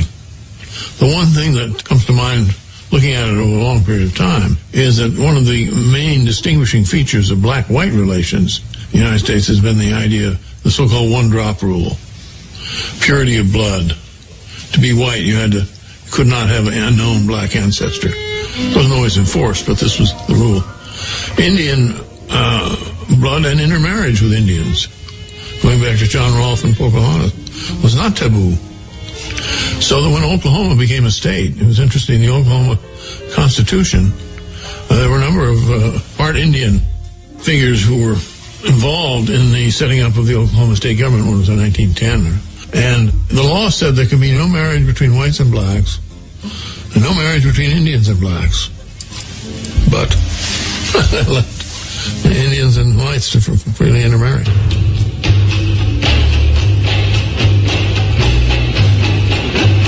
The mid-18th century is considered a pivotal historical moment when the Enlightenment dream of the brotherhood of man, championed by philosophers like David Hume, Voltaire, Rousseau, and the encyclopedists, came to prominence. This period gave rise to the ideals of liberty, equality, and fraternity, principles that fueled the American and French revolutions. But these popular democratic principles were never universally applied. Choose any intellectual giant of the Enlightenment, and almost without exception, you will have chosen a proponent of equal rights, who really believes that some men are more equal than others. Kant is seen as, one of the most important philosophers of the modern period of the past few hundred years. And he's certainly seen as the most important moral philosopher, in that the crucial idea is this idea of personhood, and you respect the personhood of others, you don't diss other people. And yet, simultaneous with that, Kant also has these writings in anthropology and physical geography, in which he basically outlines a kind of four-tiered level of human beings. It's basically a racially restrictive view of personhood, that a prerequisite for being a personhood is basically being white. It's only the European tier, the sort of top tier, who have what it takes to become full persons. And Asians, one rung below Europeans, blacks, one rung below that, Native Americans. These are the tiers. Even if they're human, they're not full persons. The Enlightenment is a two-edged sword. It provided the basis for an argument for the social and political equality of all men. But at the same time, it provided the opportunity to look at human beings not as children of God, but as varieties of animal. So if you decide that certain human beings are not human, they don't belong to the same species, then of course they don't have any right to sign contracts, and they can't be part of the social contract that forms your political system. And that's exactly what happens in these early democracies, is that blacks don't have any voting rights. Many of the philosophers writing this period, they played a crucial rationalizing role in justifying European imperialism, in justifying the domination of whites over people of color. So why is it then that these things are not more widely known? Why has the Kant establishment not taken up this issue? The marginalization of issues like this sort of, goes in tandem with the sanitized view of mainstream philosophers. So that, you represent Locke, you represent Kant, you represent Hegel, you represent these people in ways that, does not address the sort of racist dimensions of their thought. And that sort of, contributes to a picture of the modern period from which race has been whitewashed out. Of their Majesties Ferdinand and Isabella, King and Queen of Castile, Leon, and Aragon, I now take possession of this land and name it San Salvador. In spite of the atrocities perpetrated by the Spanish and Portuguese after the discovery of the New World, the colonizers eventually developed a society that allowed Europeans to mix with Indians on a scale that was unthinkable in French and English North America. But in the South, it was expedient for the settlers. They had to multiply or die out because there just weren't enough of them to go round. The Spanish had a very different understanding of the Indians than the British did. I mean, I think from the earliest moments of settlement, Spaniards tended to regard Indians as people that they could fold into their social system. Not because they were nicer people, the Spanish necessarily, but because for a variety of reasons there were fewer white people in Spanish America. Because Spain never colonized America with anything like the number of colonists that England and eventually Britain brought over. I mean, the number of Spaniards, peninsulares as they were known, people from the Iberian Peninsula that actually came to Latin America, was much, much smaller. One sees emerging in the period of the Enlightenment, in the latter part of the 18th century, as abolitionism is beginning to take root in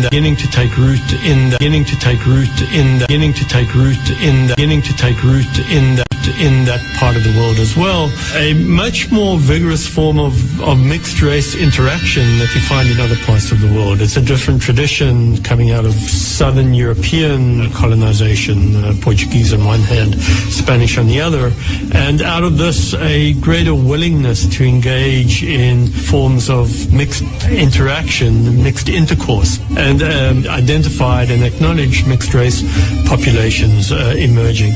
And out of this you get in the last 30 years, really 1760 to 1790, in Mexico City in particular, but you also get versions of this in Peru and elsewhere, of what comes to be called casta painting, mixed race painting, caste painting you might even call it, which characterizes in explicit classificatory terms, and after all classification is an emergent form of rationality of Enlightenment thinking.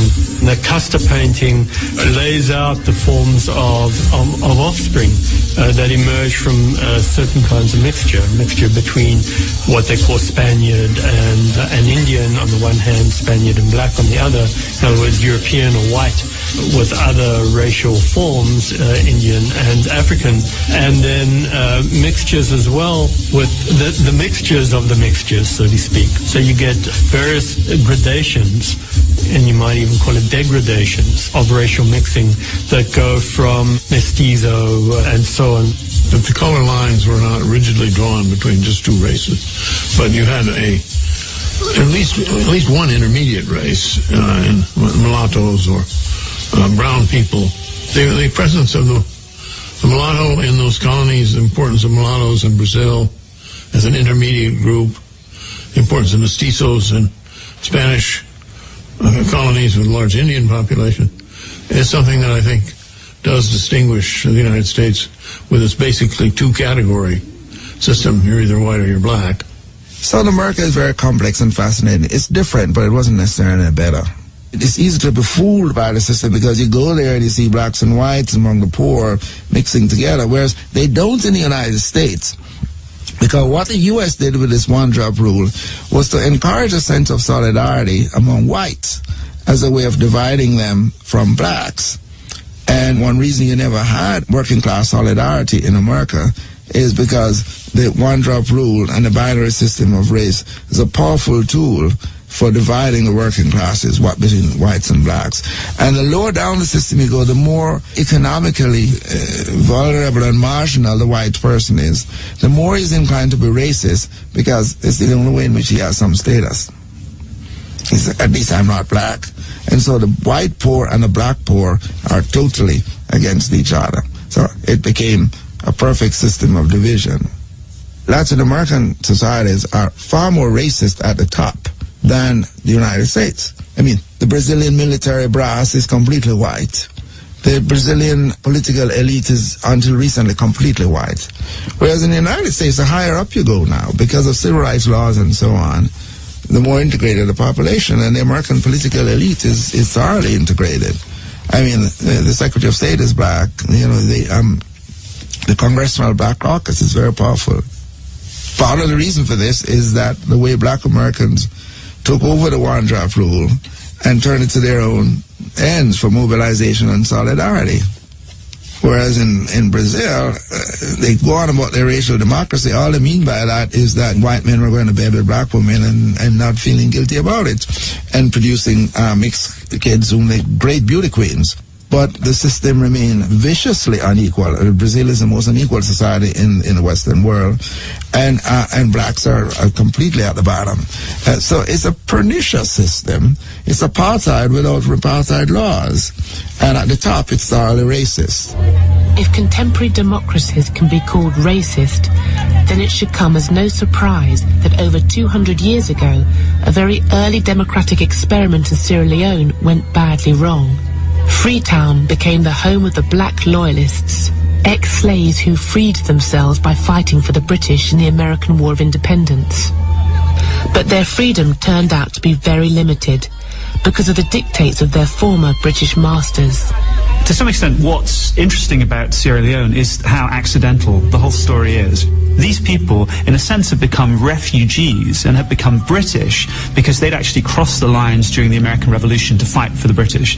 So in 1775, the British governor of Virginia said that if black people who were slaves would cross lines, would leave their plantations, leave the Americans, if you like, and fight for him, for the British, they'd win their freedom.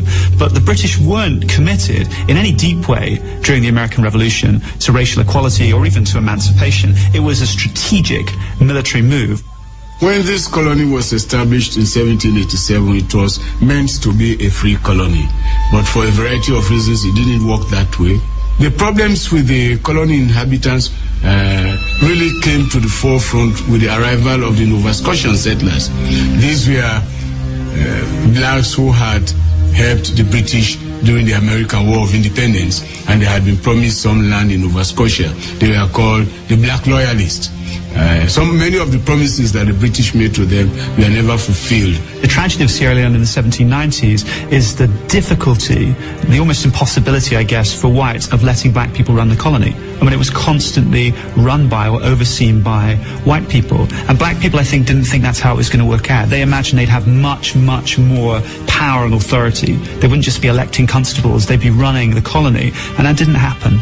These Nova Scotian settlers that came here had all the resources that would enable them to govern themselves as an independent people. They had black pastors, they had black politicians who had mobilized them in Canada to move over to Sierra Leone. So they really had the human resource to be able to govern themselves as a free and independent people.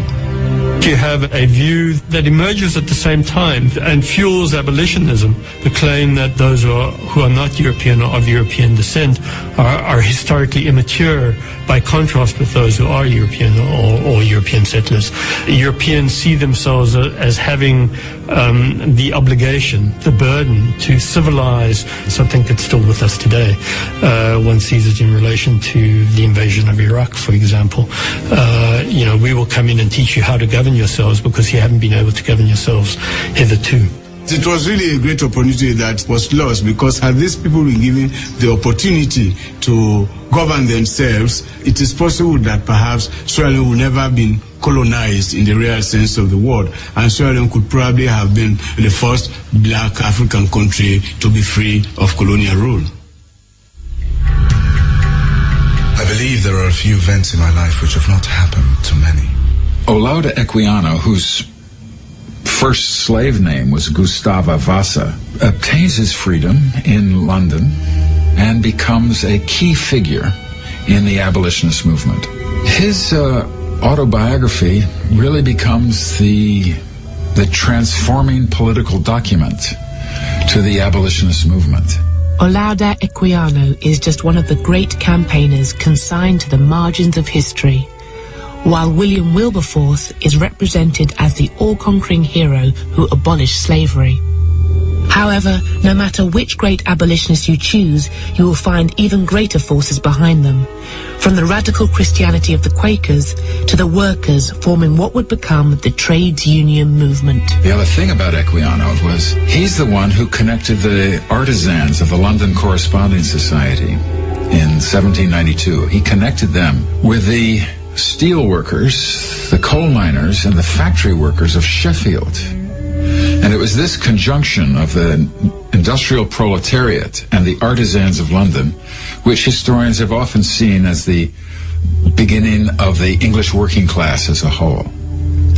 But it was Olaudah Equiano who had brought them together. The period where you see the most solidarity between enslaved Africans and the white working class, in Britain anyway, I think were the early years of the abolition movement. Starting in the late 1780s, hundreds of thousands of Britons signed petitions to Parliament against the slave trade. And amazingly, a lot of these petitions came from workers. There were 769 metal workers in Sheffield who signed a remarkable petition to Parliament that said, in effect, you might expect us to be in favor of the slave trade because we sell a lot of the wares we make to the captains of... Yeah. You know, say, it cut off this all. What a terrible thing. We could play the whole like one of them days, but it kind of long. It kind of long. Believe you me, it's long. Okay, we're there with you now. Yeah, it's done unexpectedly. Anyway, this will have a play now. Well, I'm a virgin here, this tune now. This will have a play. That was Lady Smith in a different style, you know. Before that, we played your tune, this poem, you know, say, we just get a CD from Finland where them remix this poem again for about the 22nd time. Them remix that poem. Believe you me, the amount of version people send come give me. With ask them if them can do it over. Of course, I get pay feet, of course, do it over, yes. Do it over, man. From I tell you where I want, I say yes, do it, man. So, we want to take some call. And meanwhile, we are waiting for the call, them. We did in the beginning of the program, we did tell about the three major religions, them. And how those three religions has caused more havoc on earth than any other kind of happening. Yes, the wars, them, and the rumors of war, nation and rising against nation. And even to now, we see, when you talk about Iraq and the war in Iraq, and now we see ISIL, and, you know, we see all the church, them, the Anglican and the Roman Catholic Church fight, and then we see world war start, and, you know, because people don't like that religion there, and, you know, all of them things there. All of the things them from them time until now, where you find this idea that these three religions have one God with different name, but the whole of them father, the beginning, the genesis of them religion, come out of a man named Abraham. Yes. And the Torah, which is where you call the Jewish books, the Torah, where Christians presumptuously call the Old Testament. Because now them write a next book now named the New Testament, or them call the one the Old Testament. But guess what? Christianity could not have survived without the things them that is written in the Torah. Because a lot of what is written in the Torah, which has nothing to do with the interpretation that Christians give it. A lot of what was written in the Torah is used to justify the coming of the Christian God named Jesus Christ. If it wasn't for that Torah, the ideas that decide the fate of Christianity couldn't exist.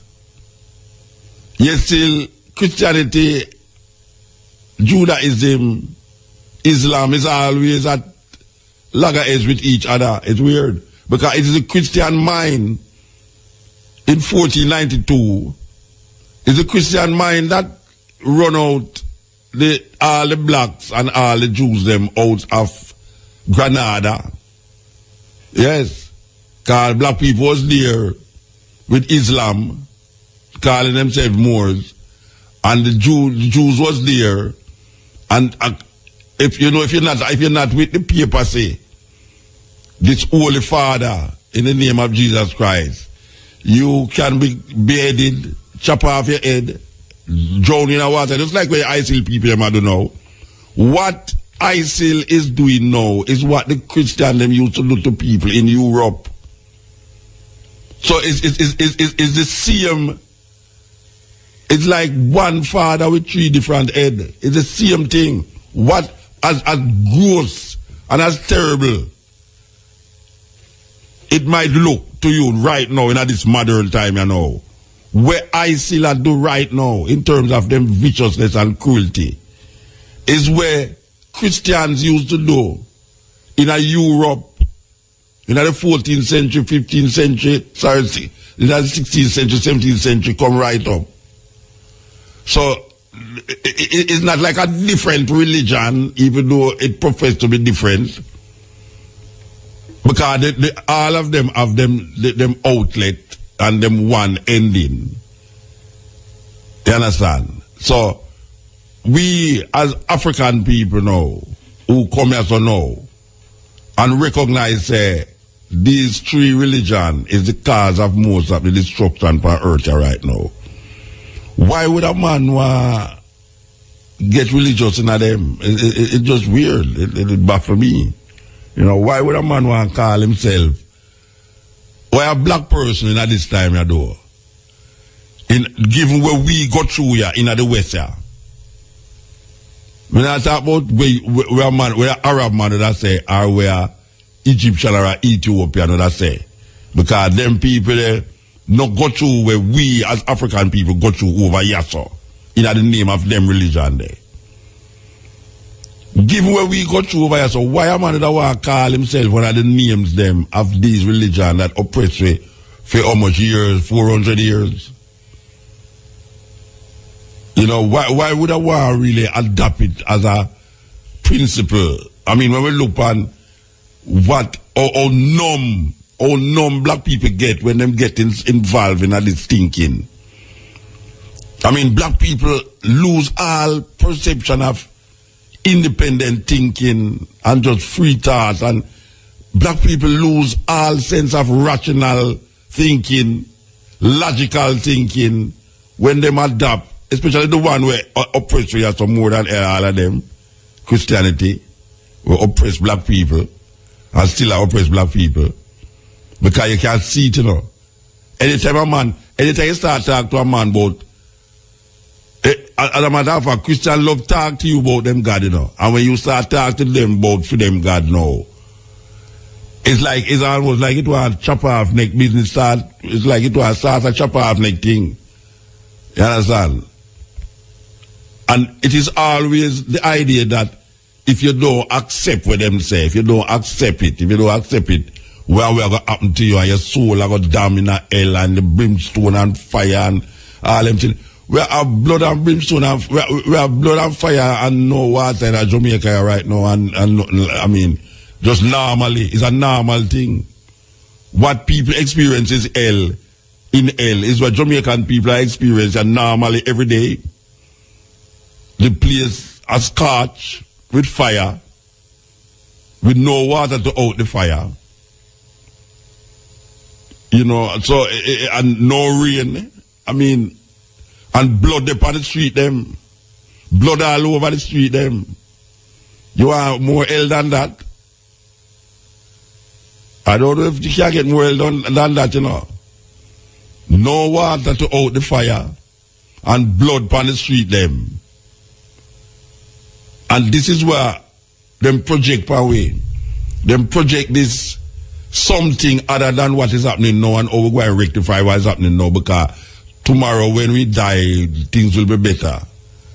Meanwhile, you're the white guy, I tell you, the white guy I say, look here man, black people, how you think we get to control the world? It's a thing named unity. Not uniformity, though, you know, unity. I can already tell you, first of all, I was told that most Jews don't believe in no God. Can you believe that? Well, I never believed it until I heard it from Jews. Most Jews is atheists. I mean, this is serious thing. You'd never know that. Then now you have the Christian people now. Most Christians believe say you have to dead for go to heaven, and that there's a man that going to bring and save them, take them away from all this and carry everybody down who don't believe in him and death and brimstone and fire. And I mean, how can you perceive a thing like that being a human being in a logical intelligence? How can you be an intelligent and logical person believing that there is some entity out there that is all powerful, all loving, we'll call it omnipresent, omniscient, benevolent, and all the omnidem where you want to find it. You actually believe in this power that is all of that, yet still, that power is going to take people who don't worship him. Because a worship thing, if you don't worship me, I'm going to kill you. And put all of these people in a pit and boil them, burn them, skin and burn, and they must have burn forever, ever just like that. And then you have a set of people now who are going to fly up in the air, and then now they're going to live for much time and then come back down from the earth, and then the meat shall inherit the earth. Because a man or a child did disobey the parents, you must stone the child to death. You must stone the child to death. If the child does not obey the parents, the child must be taken into the city and be stoned to death. What kind of thinking is that? And people say, oh, them things are old-time things, but no, it's a different thing. It's the same thinking. The same thinking. Some people, a whole heap of people don't realize that homosexuality is a weird thing because them see it in the Bible. If they never see it in the Bible, it would have been just an ordinary thing to them. Most people who say homosexuality is terrible, it's because the Bible them are read. When you can observe life, human life in nature, and recognize this thing as it's not natural. The Bible don't have to tell me that. They suppose the Bible never said. It's a serious problem with your thinking. If you recognize something and can't justify something, will tell you say it wrong, where you say it, you're going to just say, well, right now, where you going to do? Where you going to do? And we recognize now, so as African people, we can't keep doing the same thing the same way all the while to get a different result. A white guy can't come here so now and come show you something in history and claim says history, but a film history, you know. But him want you now live out film history. Him want you conform to where him think is wrong and right and live out film history when your cultural expression don't define you that way. And anything where you do in your cultural expression, your ear says evil is sin, is wickedness, is cruelty. And them reach as far as till it say you was born in sin and shape in iniquity. And black people sit down there and repeat that every day. Black people sit down and repeat that every day. So they was born in sin and shape in iniquity.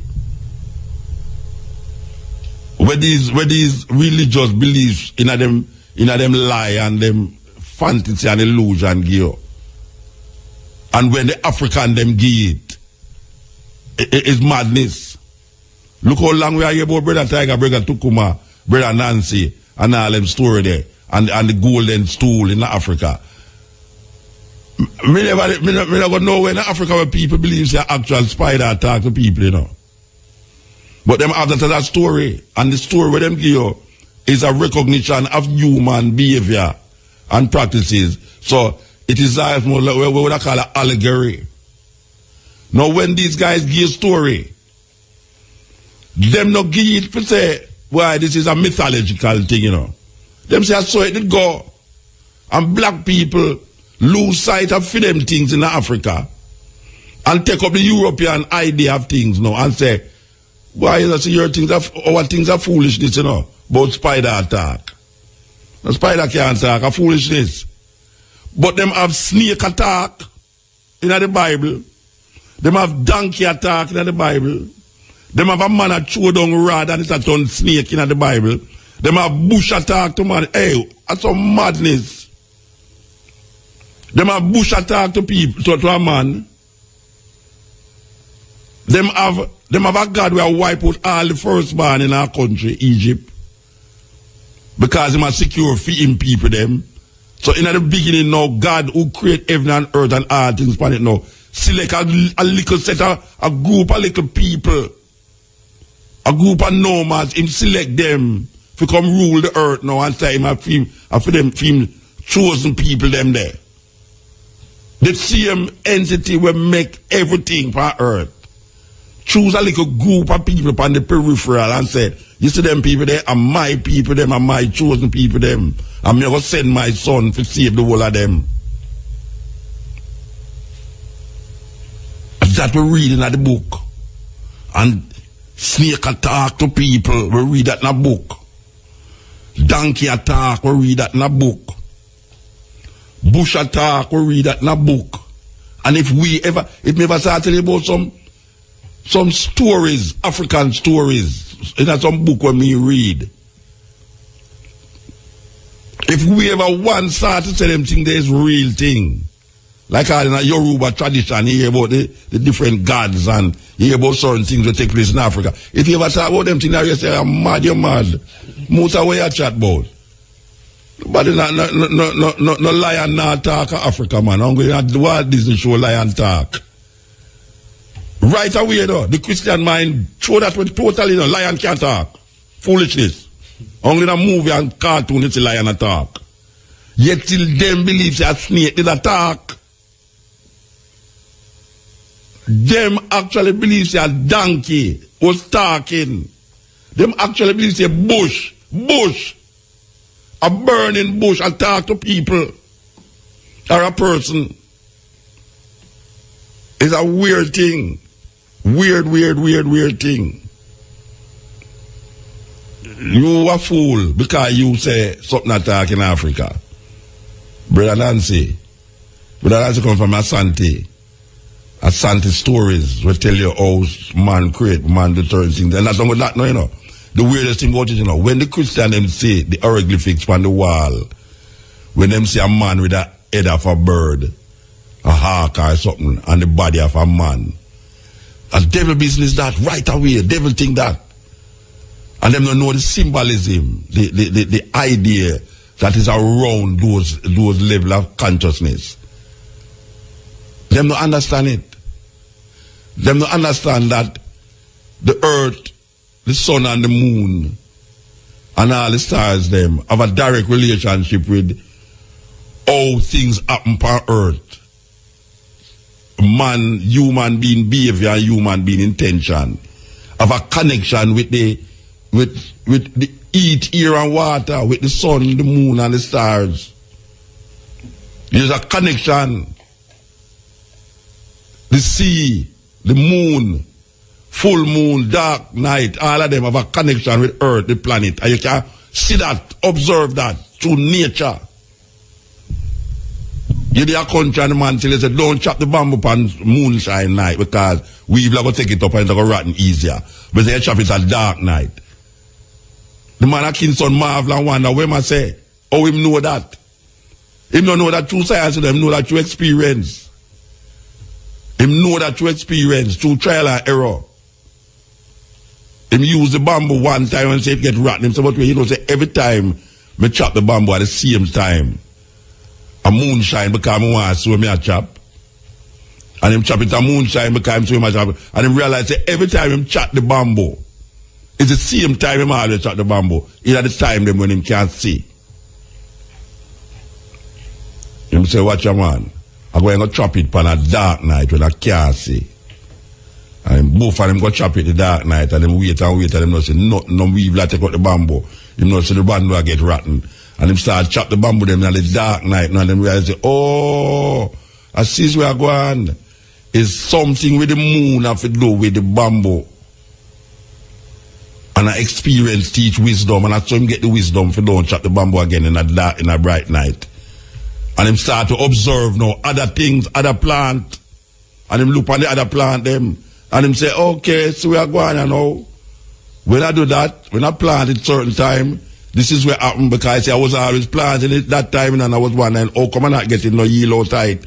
And I realized about this certain time that it's better to plant and certain time where not to plant.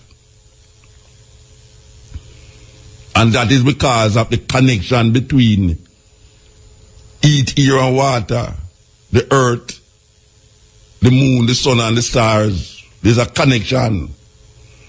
And that includes human behavior too. But when the African go into them something there, when the Dogon people them and the Ethiopian people them and the Kemetic people go into them something there now and realize how related them whole body is. Them bodies like a small version of the whole planet system, galaxies and stars and moon. Maybe we just like a virus in the, just like how you have some little virus on the bottom of our foot, we know so we head there. But you know some virus down there in your body. Some little this and some little that way. Just have move independent and I go and like say don't them alone exist. But when you move further, go up your foot to your body and things. But so weird. This place is a massive place. Well, that's so it go. The African them, through experience and time, recognize certain things in the nature. Just like the Native American them. Just like the Aboriginal people them. Just like the Amerindian them. Them did observe nature and recognize nature. Nature give them food. When them say, in Egypt, when the Nile come down, and the God them just all blood out the Nile too. Make a whole heap of frog and dead out in the Nile and pollute the water in the name of a group of people. It's a terrible story. Terrible story.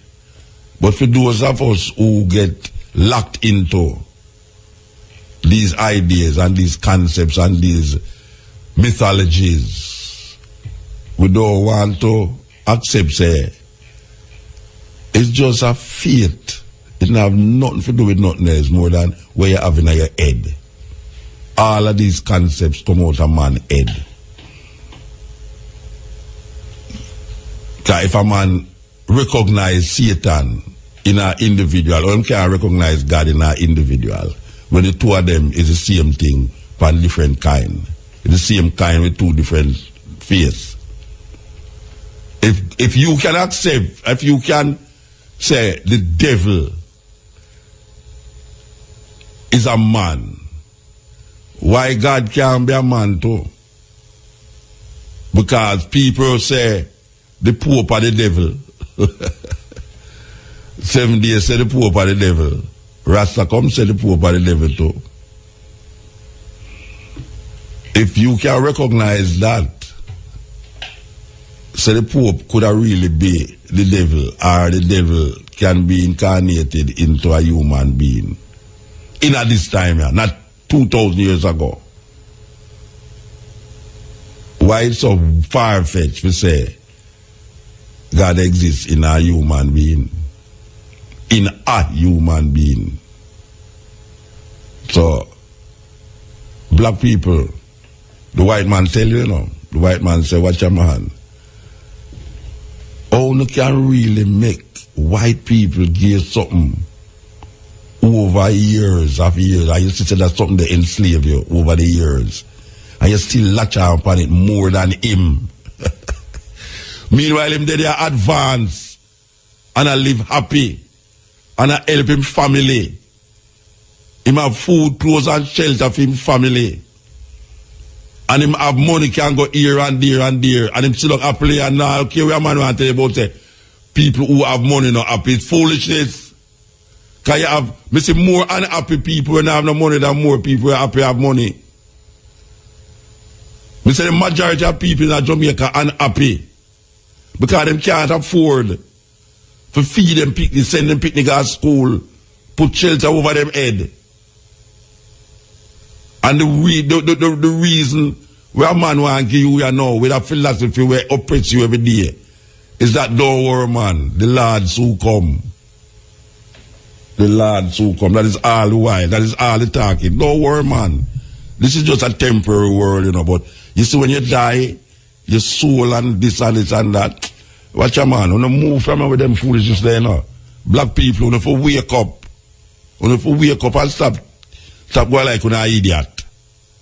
400 years, a man I tell you something. And when you look on something, it now get you better.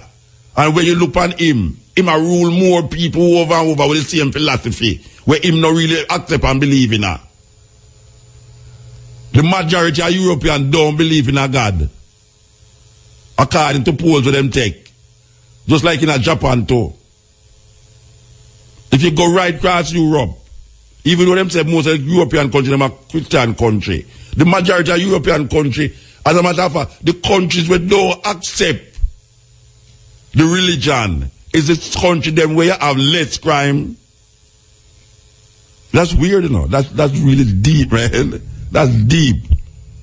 The country them in Europe that don't give credence to religion is the country them have good economy, happy people, less crime, and all the things that we are searching for right now, where we can't get right now. But yet still we hold on upon this Jesus thing. We hold on upon it to the point where now we are suffering and glad so we are suffer. Because when we suffer here, so there will be joy in heaven. White man heaven is the black man hell. Louis Farrakhan said that years ago. White man heaven is the black man hell. So when a man come now and him a hold on upon that, and for 400 days him a hold on upon that, and it now work for him. It now work for him ancestors. It now work for him. And it not look like it will work for him generation will come after him too. Because when him smap out the thing and him see IMF this, and him see the food I get higher and can't get no work and all them thing there, him still I tell you say, watch I know. You see where him now have no precedent for? There's no precedence where him a say, you know. Him just hold on it on faith. Because tomorrow will be better. And tomorrow is always not coming because your grandparents will live for tomorrow too. And your great-grandfather will live for tomorrow. And tomorrow never come. Meanwhile, the guy who oppress you now, him just say, all right, see religion, take this. Wow, worship Jesus, him soon come save you. Hey, watch out.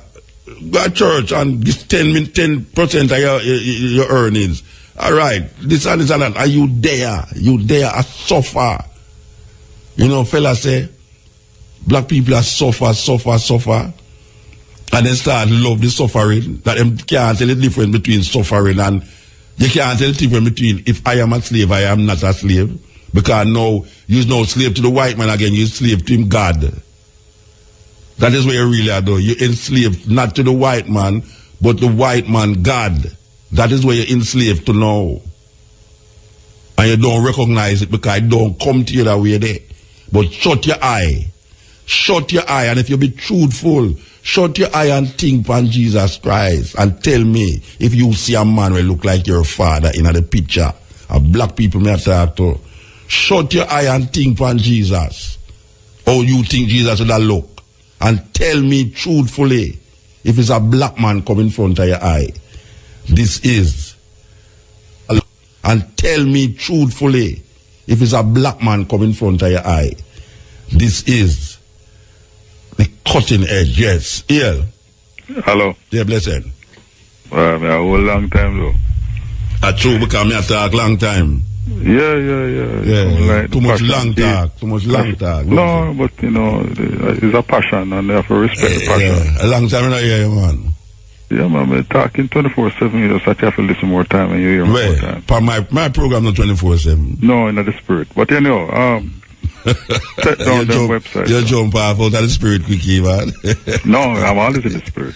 Yeah, all right. One is a spiritual being that have a physical body. Yeah, everybody and a soul. Yeah. And it's a soul that go between the spirit and the physical. So don't worry about the body because you will always have the spirit there. The spirit is a zillion times bigger than your little finite body.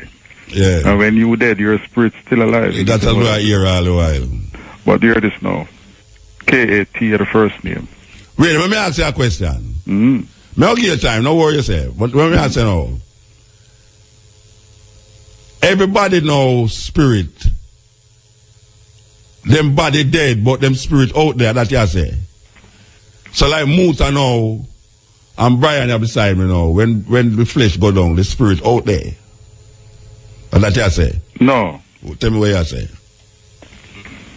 The spirit if you choose a particular alignment to the Creator and the Creator's laws, you don't have to be perfect, you know. You just say, Creator. Yeah. You go to heaven. The spirit. Yeah, the spirit go to heaven. So body can't go to heaven. No, you see. All right, no, you're not to elaborate. But I want to elaborate. Yeah. Your body that the scientists come to refer to as your physical house that you live in is just a small extension of your spirit. Your body actually look a lot like how your spirit look. But you're not answer me now. You see you go on your tangent and you still